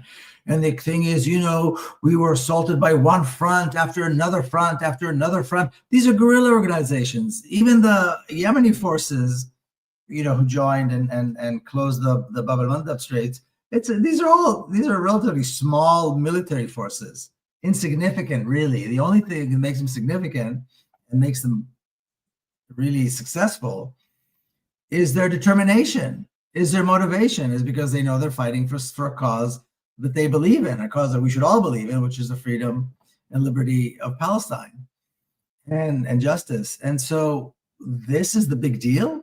So these, like you said, these 2 sociopaths are sitting there. They control these massive military forces with hardware enough to destroy the world, God knows how many times over. And And they are talking about, particularly the Palestinian resistance, as though it was this massive force, this omnipresent force that can destroy so many things and did so many horrible things, none of which is true, by the way. What are they talking about? What are they talking about? A military force that, at best, can't even get supplies because they live in the Gaza Strip, which is under siege. Even the tunnels have been closed. So this idea that somehow they're getting all this funding and all this military equipment and all this, where's the military equipment? Where's the funding? They're lucky if they have one meal a day, and yet they still continue to stand up and do what they've done, which is incredible. What are these people talking about? You know, and Israel has endured. Israel is the one that's endured. Which side lost over almost 200,000 civilians? Which side is people go home to nothing, everything is destroyed? Which side is having children starve and die from infectious diseases? What are they talking about? Or losing their doctors to who are having their doctors tortured. Yeah. I mean, just another example, or their children undergoing amputations without anesthesia. All of these things could be stopped with the phone call by the United States, and neither Trump nor Biden. And it's really interesting because you see, looking at Trump and thinking, okay, what's in it for him? What is in it for him? He doesn't do anything unless there's something in it for him. Yeah, real estate. From the script, he doesn't know what the hell he's talking. Right, yeah. He's got this script that was written by Netanyahu probably, and he's just reading it. Or his son-in-law. But what's in it for him? What is he going to gain? Beachfront property? Yeah, it's a beachfront. It's a Gaza Strip. It's tiny. It's how big is it? How much beachfront property is he going to get? A few $1 million? I mean, it's not like, you know what I mean? It's not something that will impact him in a way that is significant. What's in it for him? Why is he being allowed to be pulled like this by the nose? I mean, you see him reading from the paper is pathetic. And this is the paper that was prepared for him. Why? And I don't know what the answer to that is, but it's pathetic. And Netanyahu is looking very happy, very proud of this protege of his. Good thing he doesn't pat him on the head and say, good boy, for repeating these things. He couldn't even learn it by heart. He didn't even have time to study this by heart or put it on a teleprompter. He has to read it from the paper. What about the meeting? I'm saying Netanyahu must have brought this paper just now today for him to read right there and then. They didn't have even time to put it on the teleprompter. Right. I see what you mean. Yeah, it's true. Yeah, he's like, this is our most recent version of it. Yeah. Read this and make sure you don't miss a word. Well, is he paying back Miriam Adelson? Asked Brad.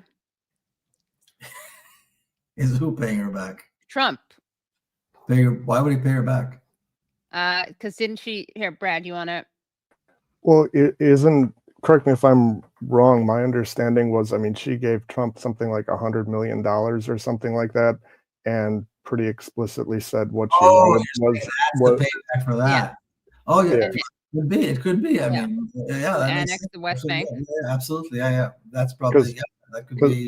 Because I mean, I'm purely just speculating, but same like with his talk that he never talked like this up until being elected, and then suddenly he was talking about wanting to buy Greenland, and the only connection I can make there is Peter Thiel, who gave him some millions of dollars as well.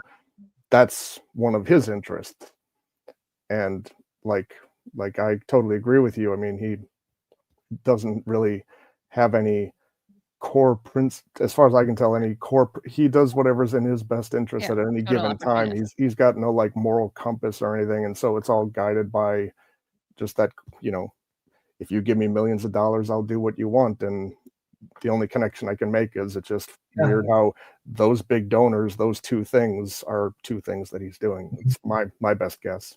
Well, he doesn't have a moral compass, neither do other politicians, but he doesn't claim to have a moral compass. Right. That's the big difference, right? Yeah. I mean, yeah. Well, let's hear from Netanyahu. Let's hear what he has to say. We've been fighting our common enemies and changing the face of the Middle East. On that infamous day, Hamas monsters savagely murdered 1,200 innocent people, including more than 40 Americans. They beheaded men. They raped women. They burnt babies alive. Not true. None of it is true. No. The only people that burned people and murdered people was the Israeli military. Right. And the rapes have been committed by Israelis of Palestinian Prisoners. Prisoners, yeah. Yeah, of course. I mean, but look at this. These two guys are standing there saying it. So the majority of the people are going to say, wow, they wouldn't lie that. I mean, how crazy I mean, they wouldn't lie that that much. They might lie a little bit, but these are like they stand there behind their podiums. All we can do is shake our heads and go, these guys are out of their goddamn minds. I mean, they're absolutely out of their minds. And if we don't respond to this, we as constituents, we as people of conscience, in a way that is earth-shattering, then we're out of our minds as well. I don't know what else to say. The Israelis stood heroically. What are you talking about? They were caught off guard. They responded like bullies that were humiliated with this genocidal attack. There's nothing heroic that Israel has ever done, but certainly not this. Well, I want this is obviously a predictable response, but Julia Yaffe, who's a journalist, she tweeted out something that I think is kind of the quintessential liberal response to any time Trump does something bad. So hope everyone is happy now that they got Genocide Joe out of office. And she's responding to the breaking news. Before meeting with Prime Minister Benjamin Netanyahu of Israel, President Trump declared Palestinians had, quote, no alternative, end quote, but to leave Gaza. So now the response to that is hope everyone is happy now that they got Genocide Joe out of office. What's your response to that? I don't understand what the hell they're talking about. What am I don't get. They're saying, she's being sarcastic and saying all you third-party voters or people who didn't vote for Kamala, I hope you're happy that that you voted out the Democrats, and now look what we got. What do we got that's different? This the same rhetoric was going on. So this rhetoric was the same, and the Democrats were allowing Israel to do exactly what they wanted anyway. I mean, the discourse. I mean, yes, the Trump takes it one notch more. But in terms of the reality on the ground, the Democrats allowed Israel. I mean, look what they've allowed Israel to do over the last, since October. Look at what they've allowed them to do. Is there any doubt that they were complicit in this genocide? So getting rid of them, I don't know if anybody could have not wanted to get rid of them. Yeah, I mean, I think that it's also like kind of a 1-2 punch, right? Like who oversaw the destruction, the violence that Trump is citing. Yeah. So Biden did that, and now Trump is doing like part two. Actually, Brad, do you mind going to that tweet instead of a screenshot, or I can do it because there's some interesting responses to that Julia Yaffe tweet. Yeah, just give me 10 seconds. Thanks, yeah, and thank you so much to Brad and Nate for helping us. We had planned to talk about the ceasefire. We still can, but everyone was commenting, and I felt like we had to take advantage of your presence here, Miko, to have you respond to this stuff. Okay, so that's that tweet. Keep scrolling down. Oh, it's interesting. I guess mine is different. But okay, some of the responses. Okay, yeah. So Mike from PA says, okay, pause there. So 99% Johnny Grass. I guess asking the Democrats to actually do something to help the American people just never occurred to you. Mike from PA. Why didn't Biden just force Israel into a ceasefire? Eitan Neckin, I'm not a fan of Trump, but what did Biden do to help Palestinians or Israelis? He was in office for more than a year while Gaza was decimated and hostages were held. Zero pressure on Netanyahu, zero moves on a day after. Adam Johnson. Oh. Because this reality, of course, doesn't help Israel. It's not about helping Israelis or Palestinians. It's about supporting this racist apartheid regime, which does no good for Israelis or certainly not for Palestinians, but it doesn't really do much of a service for Israelis too. Living as a privileged minority in that country, in fear all the time, the insanity of the intensity of life there is really would drive people crazy. So it's not about making life safer or better for Israelis either. It's about maintaining this racist genocidal regime. That's what the support is for. If anybody cared about Israelis, they would dismantle the apartheid state and establish a free Palestine with equal rights across all of historic Palestine. That is the only thing that will improve the lives of Israelis, of course, needless to say, Palestinians, and serve as a just solution. But it's not about helping Israelis or Palestinians. If anybody cared about that, this whole thing would have been over a long time ago. Nobody cares about that. Certainly not Israeli politicians or the Israeli military. It's about killing and maintaining the regime. And when you look historically at racist, fascist regimes, the military is there to support the regime. The diplomacy is there to maintain the regime. It's got nothing to do with helping people. None of these regimes care for the people. And that's exactly what the state of Israel is about. It's not about helping Israelis. It's not about saving Jews like they claim. Oh, no. Yeah. It's about maintaining themselves as a regime. That's it. Right. That's, I think, I say this frequently, but I feel like the best talking point for reaching people who are brainwashed into thinking that Israel is good for the Jews or cares about Jews is just pointing out all the things that they did. I mean, like bombing the places the hostages were being held, not negotiating.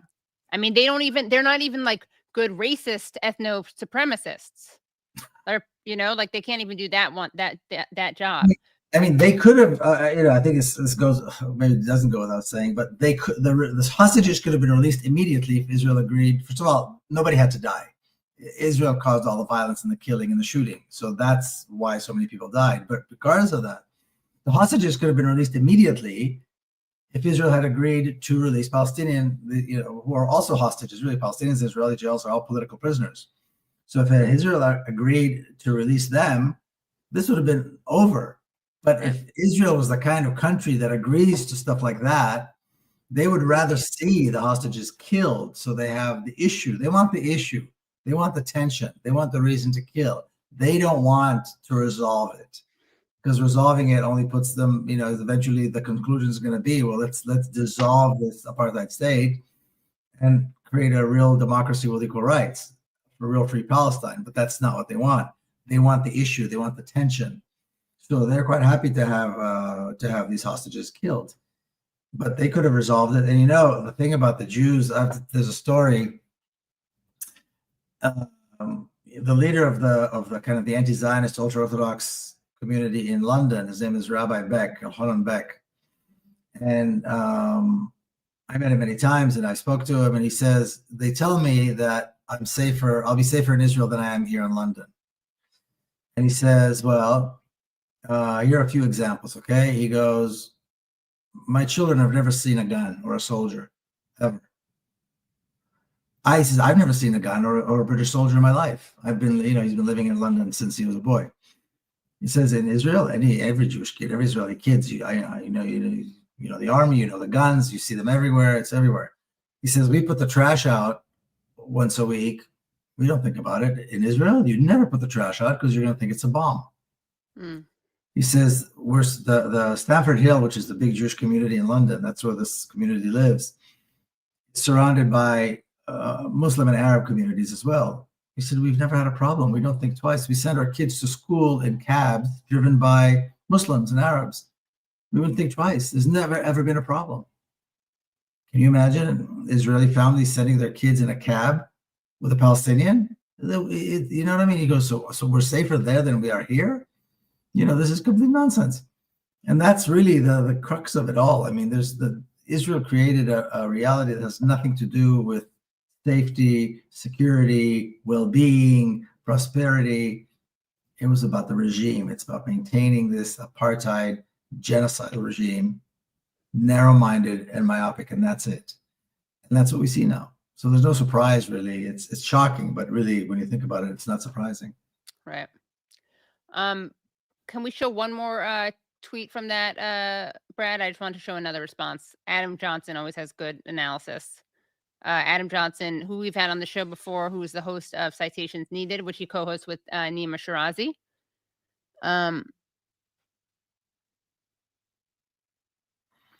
Ethnic cleansing a population into tent cities, hugging the border with Egypt, but within Gaza, D, Democrat, versus ethnic cleansing the same population out of Gaza just over the border to Egypt, R, Republican, is definitely an escalation, but I'm not sure it's one meaningful enough to be so effing smug about. Look, it's not going to happen. So the difference is the Democrats maybe wouldn't have said it, right? But Trump says it, and might even give some kind of, and it's given approval to Ben Gvir's plan, which is, encourage. They call it encourage migration. But this is not like, in the past, Trump has done a couple of things that nobody thought any president would ever do, like declare Jerusalem as the capital of Israel. Right. Which is a violation of international law. There are no embassies there, and then pretend to move the embassy, which in the end they really didn't. The embassy is still in Tel Aviv, but that's another story. So he can do that, although in substance, politically, it was a huge move. It was a huge gift for Netanyahu, but the embassy is still in Tel Aviv. He can recognize the Golan Heights and have a town named after him and stuff like that. He can do that. He can't move 2 million people. Can't. He cannot move. What's he going to do? Bring the U.S. military and bomb them? He can't do that. Even he can't do that. So I think the only difference is that the Democrats probably wouldn't have made this announcement. They would have let things unfold as they would, knowing full well that that's not going to happen. He says it because, again, it was in the script that was given to him, and he owes the $100 million to Adelson. And so that's what it's about. It's a declaration. I don't think anybody, none of his aides, even the crazies like Mike Huckabee can think that this would be this is a realistic thing. But he can say it. Why not? What's harm in saying it? Miko, I just was wondering. Please correct me if I'm wrong, because I know you would know better than I would. But my limited understanding was when people think of Nazi Germany, they always think of like the culmination of the atrocities that happened there. The final solution. Right. But wasn't that preceded by calls to relocate the Jewish population, and that was basically the plan, and then it kind of turned out, oh, that's really difficult and expensive and takes a really long time, and that then evolved into just unaliving them.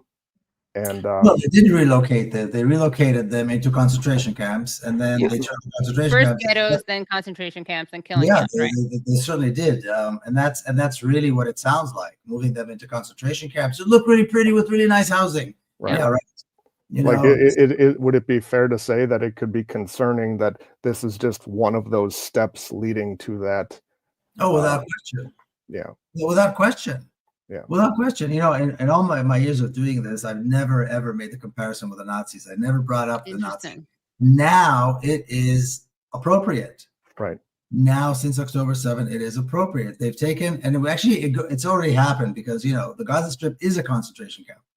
Right. It was created as a concentration camp in order to place where they could herd all these Palestinians who were dislocated, who were subjected to ethnic cleansing from other parts of Palestine. And so they put them in this place, closed it up, called it the Gaza Strip, and started bombing them and killing them way back when they created in the early 1950s. Now they've turned that camp into a death camp. And now they want to move them even out of that death camp, like you're saying, somewhere else. And what's going to happen? What are they going to do? Give them all this money is going to come from all these different countries. This is this is some kind of weird fiction. I don't know where he pulls out this nonsense from. Yeah.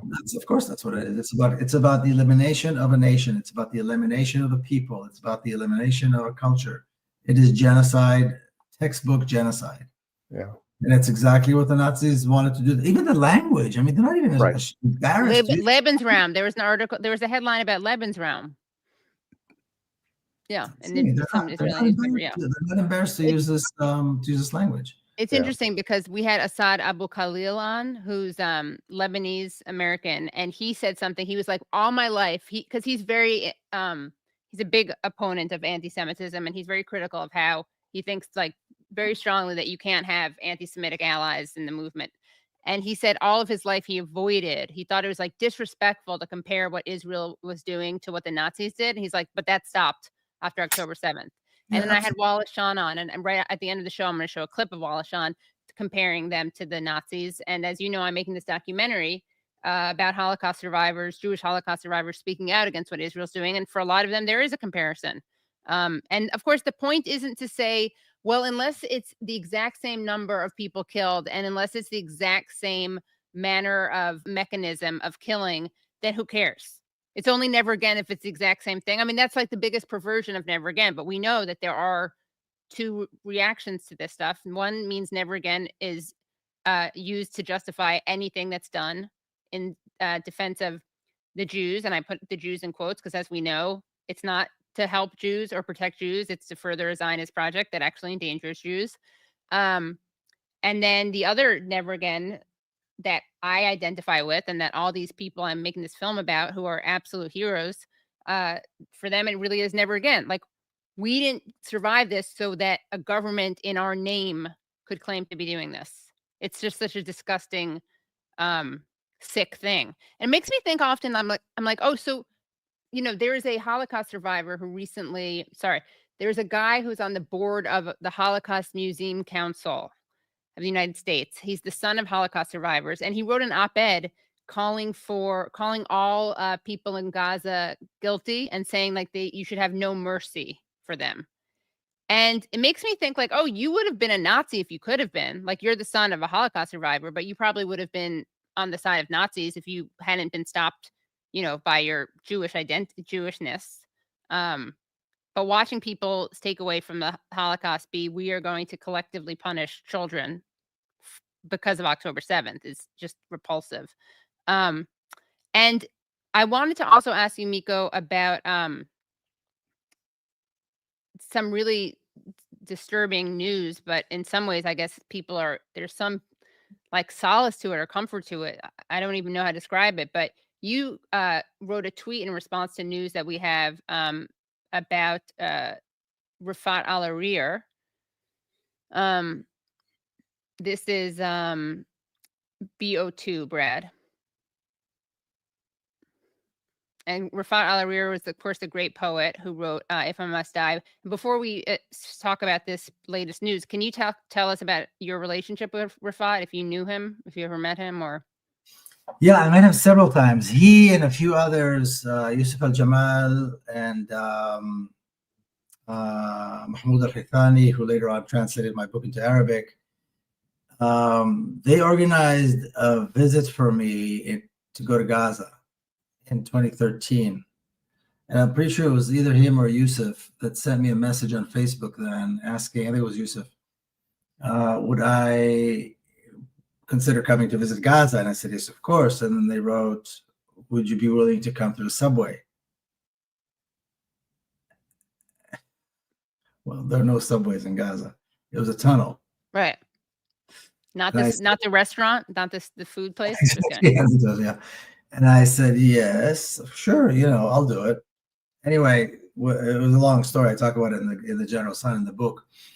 I arrived and I was meeting people and I spoke publicly and so on. And then Rafat was one of the organizers. He was one of the people that I met there. And then I met him here in the U.S. once or twice when he was here visiting. And so, I knew him, I met him. He was, everything that's being said about him, I don't think there's anything I could possibly add to that. And now they found his remains and they moved him, they gave him a proper burial.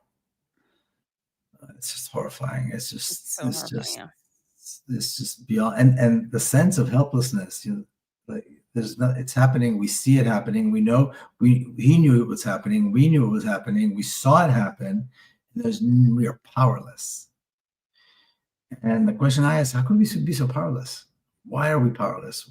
How have we given up power? How come somebody else has all this power and we are so powerless? And it's daunting and it's very troubling to feel that sense of helplessness. Yeah. you see it happening, you know it's going to happen, and then it happens, and you couldn't. I mean, I remember feeling that in the past, in previous attacks on Gaza, while I was in Palestine. I'm in Jerusalem, an hour drive, and there's nothing I can do.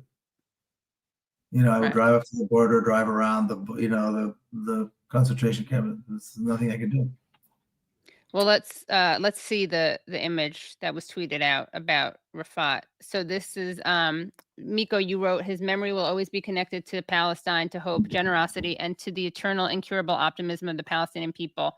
And Assem Al-Nab tweets, dear friends of Rafat al-Arir around the world, I want to share with you that after a long and painful search, we finally found Dr. Rafat al-Arir's body, which had been buried in a makeshift cemetery. Today, we moved him along with his brother Salah, his sister Asma, and other 4 of his relatives to Ibn Marwan Cemetery near Al-Shujaya, the neighborhood where he was born, lived, and now rests eternally. Please keep him in your prayers, and may his family and friends find strength and peace. And can we just see those? Okay, so that's where he is now.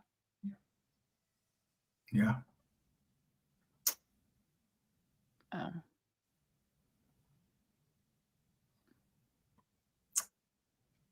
And they killed him, just so everyone knows, this was not just like a random killing. Like it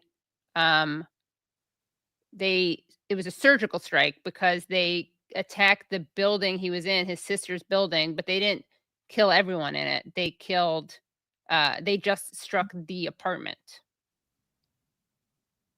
Yeah. I don't know. And then they killed his grandchild.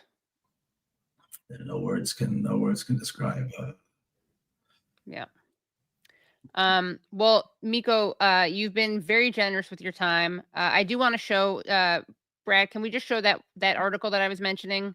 It's probably easiest for me to show it, because I can search for the words that I want to read in it. Or you already have it? All right, there we go. Okay. Here's the article about okay, so, oh no, sorry, that's Miko's article, which I'll ask about too, but sorry. And I really appreciate everyone's patience, because again, this is, where is it?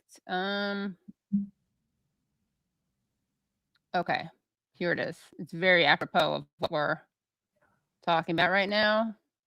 So this is the thing that I was mentioning, the op-ed by the son of a Holocaust survivor, and also someone on the board of trustees of the U.S. Holocaust Memorial Council.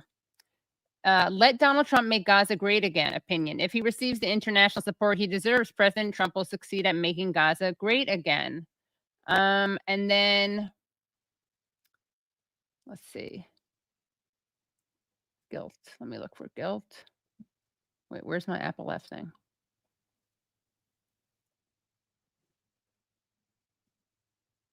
It's not showing up. Why can't I see it?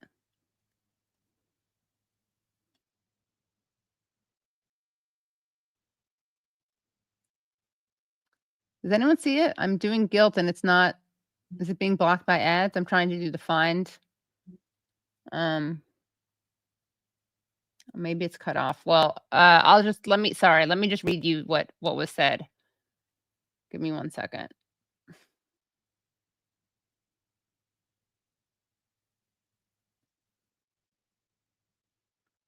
While I find that, Miko, can you talk to people about the Palestine Center that you have started?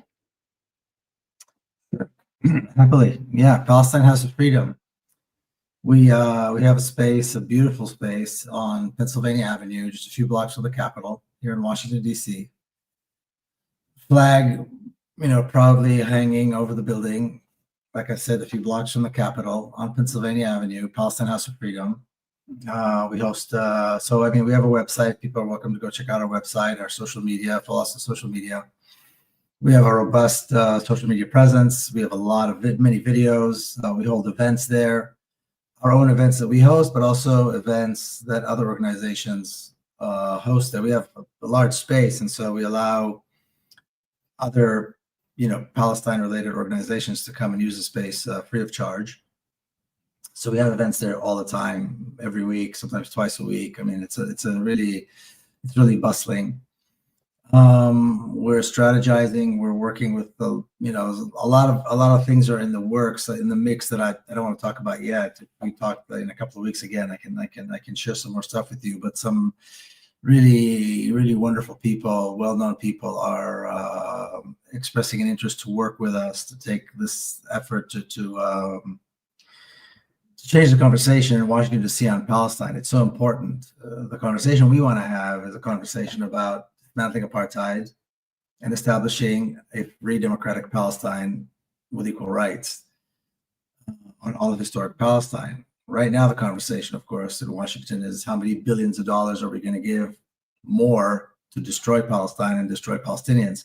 So that shift is going to take a lot of work. It's going to take a lot of good, smart people working together and strategizing. And that's exactly what we're doing. We're working with a lot of great people. And the objective, we realize that traditional politics doesn't work for us. And so what we want to do is we want to find a way to circumvent traditional politics using creative strategies. And so there's some really wonderful people, key people, well-known people that are working with us now to do just that. And hopefully we'll be able to announce some really wonderful initiatives coming up very, very soon that will help us, all of us, in this effort to change the conversation and eventually free Palestine. And again, recalling from other experiences like the South African experience, for example, literally it was acceptable to talk about, it was acceptable to support and agree with apartheid in South Africa one day, and then next it wasn't. Conversation shifted across the board. Didn't matter if you're a Republican or a Democrat, if you're a racist or not a racist, if you're a white supremacist, you couldn't support it, you couldn't do it. If you hosted an event and you invited a delegation from South Africa during those days, you would be penalized. And that, so everything changed. And then boom, Nelson Mandela became president and apartheid fell. That's the kind of shift we want to see in Washington D.C. That's the kind of effort we need. So it's not so much about, we're 501c3. We're not a lobby. We're not about supporting a bill or a candidate. We're about education to the point where it would shift the conversation completely. And so, people should go to our website if they want to help us out, if they want to donate, if they want to support. All the information is there, and there's more and more stuff. There's more, and we also have a YouTube channel, Palestine House of Freedom. We have a series that we call Palestine Connect. So we have an event, and then we have videos that we drop on our YouTube channel. So there's a lot going on. It's happening very, very fast, and it's very exciting. It's really good stuff. Well, that's a good message of hope. I do have to, since I promised to show it, I do have to show this not very hopeful thing, but I'll make sure not to end on this. Okay, let's see. So here is, once again, trying to show that that article by the by someone who is the board member of the U.S. Holocaust Memorial Council. Okay, so he's that, and this is from an article, an op-ed that he wrote at the Jerusalem Post. And here it goes. He said, Gaza, he does not believe that Gazans are worthy of any mercy. So according to this son of a survivor and someone who's on the board of a Holocaust council, the people of Gaza are not worthy of any mercy, and they are collectively guilty for invading Israel, murdering, raping, and kidnapping Israelis and holding them hostage. And that person's name is Martin Olander. So shout out to Martin Olander for learning the absolute worst lessons of the Holocaust. There are many people that say that the problem with the Holocaust was not that the genocide, it was that they were killing the wrong people. Right. Had they been killing Africans or Arabs or anybody like that, it would not have been a big deal. And as far as people like him are concerned, murdering people is perfectly acceptable if we don't like them. It's very interesting because the Israeli Army Chief of Staff just resigned, taking responsibility for October 7th failures. And the new guy that's coming in said that something very interesting along those lines. He said that the population, the civilian population basically has to be held accountable for the support, the logistics, the encouragement that they provide to those who commit the acts of violence. So basically, until now, the argument was, well, we kill civilians because the terrorists are shooting rockets from their apartments or from neighborhoods or from schools or whatever the case may be, or hospitals. He's elevating it to a whole different level. He says the civilian population on its own carries responsibility because they are supporting these violent groups. So that basically gives license to murdering civilians, not only in Gaza, but in Tel Aviv. Because Israeli army headquarters is a massive base, and it's in downtown Tel Aviv. It's one of the most, it's one of the most expensive parts of Tel Aviv. There's residences and museums and cafes all around there. So basically, it's giving license to kill everybody in Tel Aviv because they support and give encouragement and live in that space. And not only Tel Aviv, there are a lot of other cities that have, and the same thing in the United States. People in San Diego has many military bases. So what he's saying is the people are guilty because they live there. And, military bases exist mostly in places where people live. This is a really, really dangerous thing to say. And what this guy was saying, that there's no mercy for the people in Gaza because they're all guilty, this is the same rationale.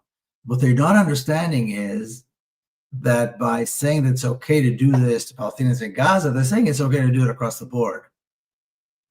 So if tomorrow morning there was a massive killing of, I don't know, some people in Tel Aviv or in San Diego, any other place where there's, or Florida, places where there's massive military bases close to or in cities, then they're saying it would be okay because the civilian population carries a responsibility for supporting the military. Right. And it's an elevation of the argument for killing civilians that is extremely dangerous. Now, this guy, I don't know how well he's known. When the chief general, leader of the Israeli army says it carries a lot of weight. It's a big deal. It's not a small thing. This is the kind of discourse that exists today. I mean, people are not embarrassed to be genocidal. They're not embarrassed to express this kind of horrific genocidal tendencies. They're maniacs, and why they hold positions of power in Israel, we can understand. Why they hold a position of influence here in the United States. Why are people like that allowed to be part of the Holocaust industry, if you will? It's a mystery to me.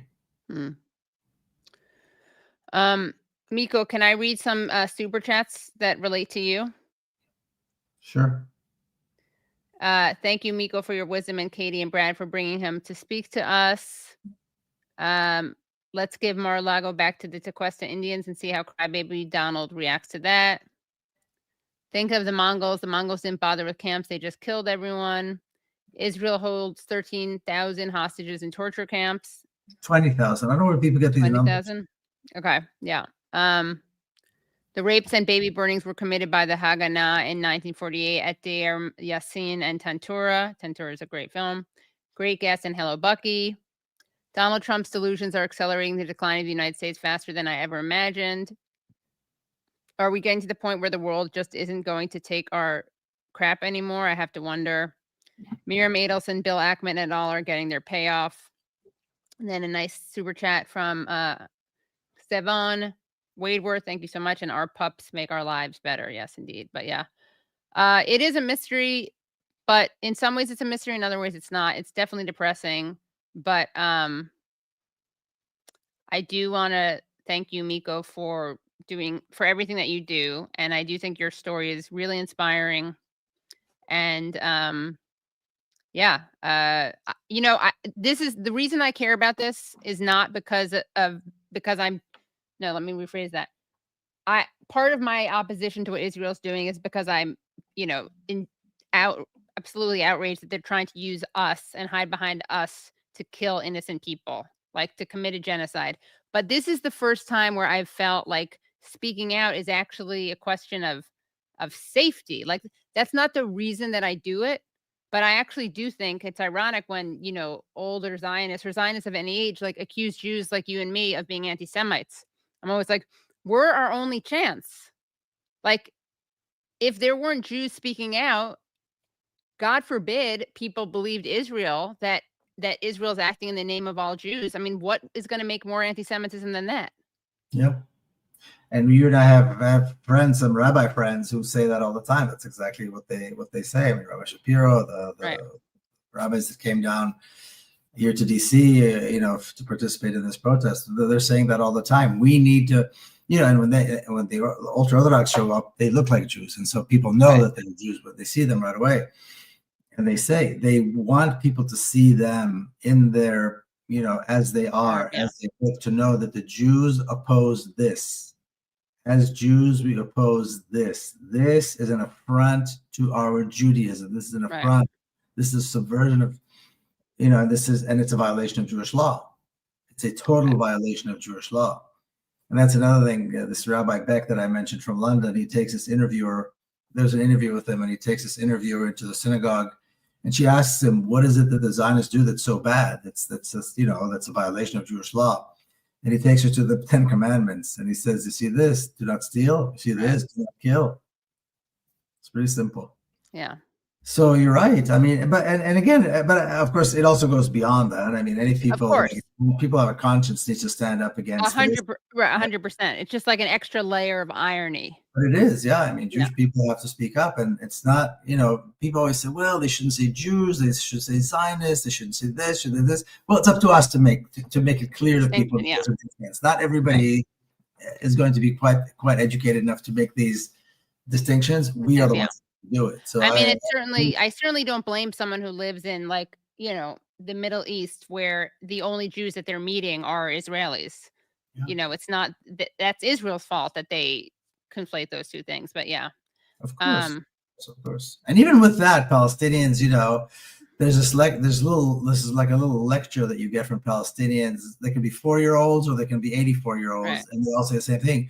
We have no problem with Jews. We never had a problem with Jews. Our problem is the occupation. We love Jews. We always live together with Jews. I mean, I swear to God, 4 years old to 94-year-old, they know it and they say it. Yeah. So Palestinians get it. Palestinians know it. Other people don't. But so we have to speak up and make it clear where we stand. But yeah. Well, thanks, Katie. It's great chatting. Thank you, Miko. Yeah, you too. It's a lot. It's a pleasure. Yes, and I will see you soon. Yes. Absolutely. Okay. Thanks so much, Miko. Have a great night. Take care. Bye. You too. Bye. All right, everyone. Thank you so much. And thank you especially to the people in the back end, and to Nate and to Brad for helping me, helping us do this thing with very last minute clips. I do want to show this wall of Sean. I'm not going to make any of this paywalled because I don't think it's the right thing to do. Honestly, I'm not going to like paywall, us talking about very important things that have to do with the genocide. I want everyone to be able to access this whole chat. But what I am going to do is encourage people, if you can, and if you want to be Patreons at patreon.com/The Katie Halper Show, because this is a pretty good interview. I think it's good enough. It's really long. It's like over an hour, this interview that I did with Wallace Shawn. And I think it's worth 2 weeks of Patreon. So let's take a look at this clip, this excerpt from an interview that I did with Wallace Shawn, and it's really blowing up. And actually, The Hollywood Reporter wrote about it. So here's Wallace Shawn, and in this Patreon only interview, we talk about everything ranging from growing up in New York to privilege to how he got radicalized, and what else? It's really great to his work, to Waiting for Guffman, to the show Evil that he's on, to how he stopped hating people, which is something I don't relate to because I still hate people. But okay, let's take a look at Wallace Shawn talking about Israel.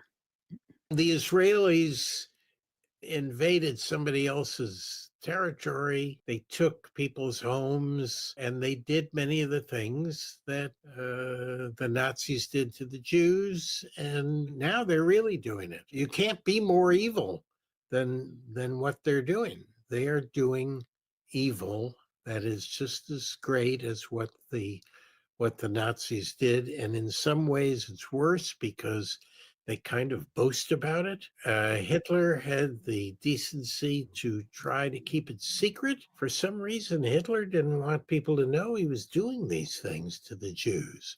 The Israelis are almost proud of it, and it's demonically evil. It is. It's, you can't be more evil. And anybody who doesn't recognize that it's evil,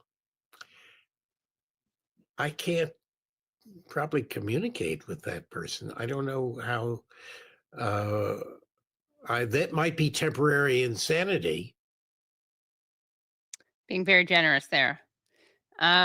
So everyone, thank you so much for joining. Again, thank you for the research, Nate. Thank you, Brad, for being the Wizard of Oz behind the curtain. Thank you, Phantom Esfantas, for the clips. Thank you, Andrew, for the wonderful podcast editing. Make sure you go to, you subscribe to the show. Hit subscribe and then the bell. Make sure you give this a thumbs up, and everyone else, all of our other shows, a thumbs up. Dennis Marguerite writes, "Dear Katie and Miko, so disgusted with American government's just I posted think video that would be Denise. Yeah, what did I say, Dennis? Sorry, Denise Marguerite Maris. Thank you. Dear Katie and Miko, so disgusted with American government just posted video on Gazans to return to the north with their cats. So resilient. Yeah, let me take a screenshot so I can find this person's videos. Yeah, it's amazing.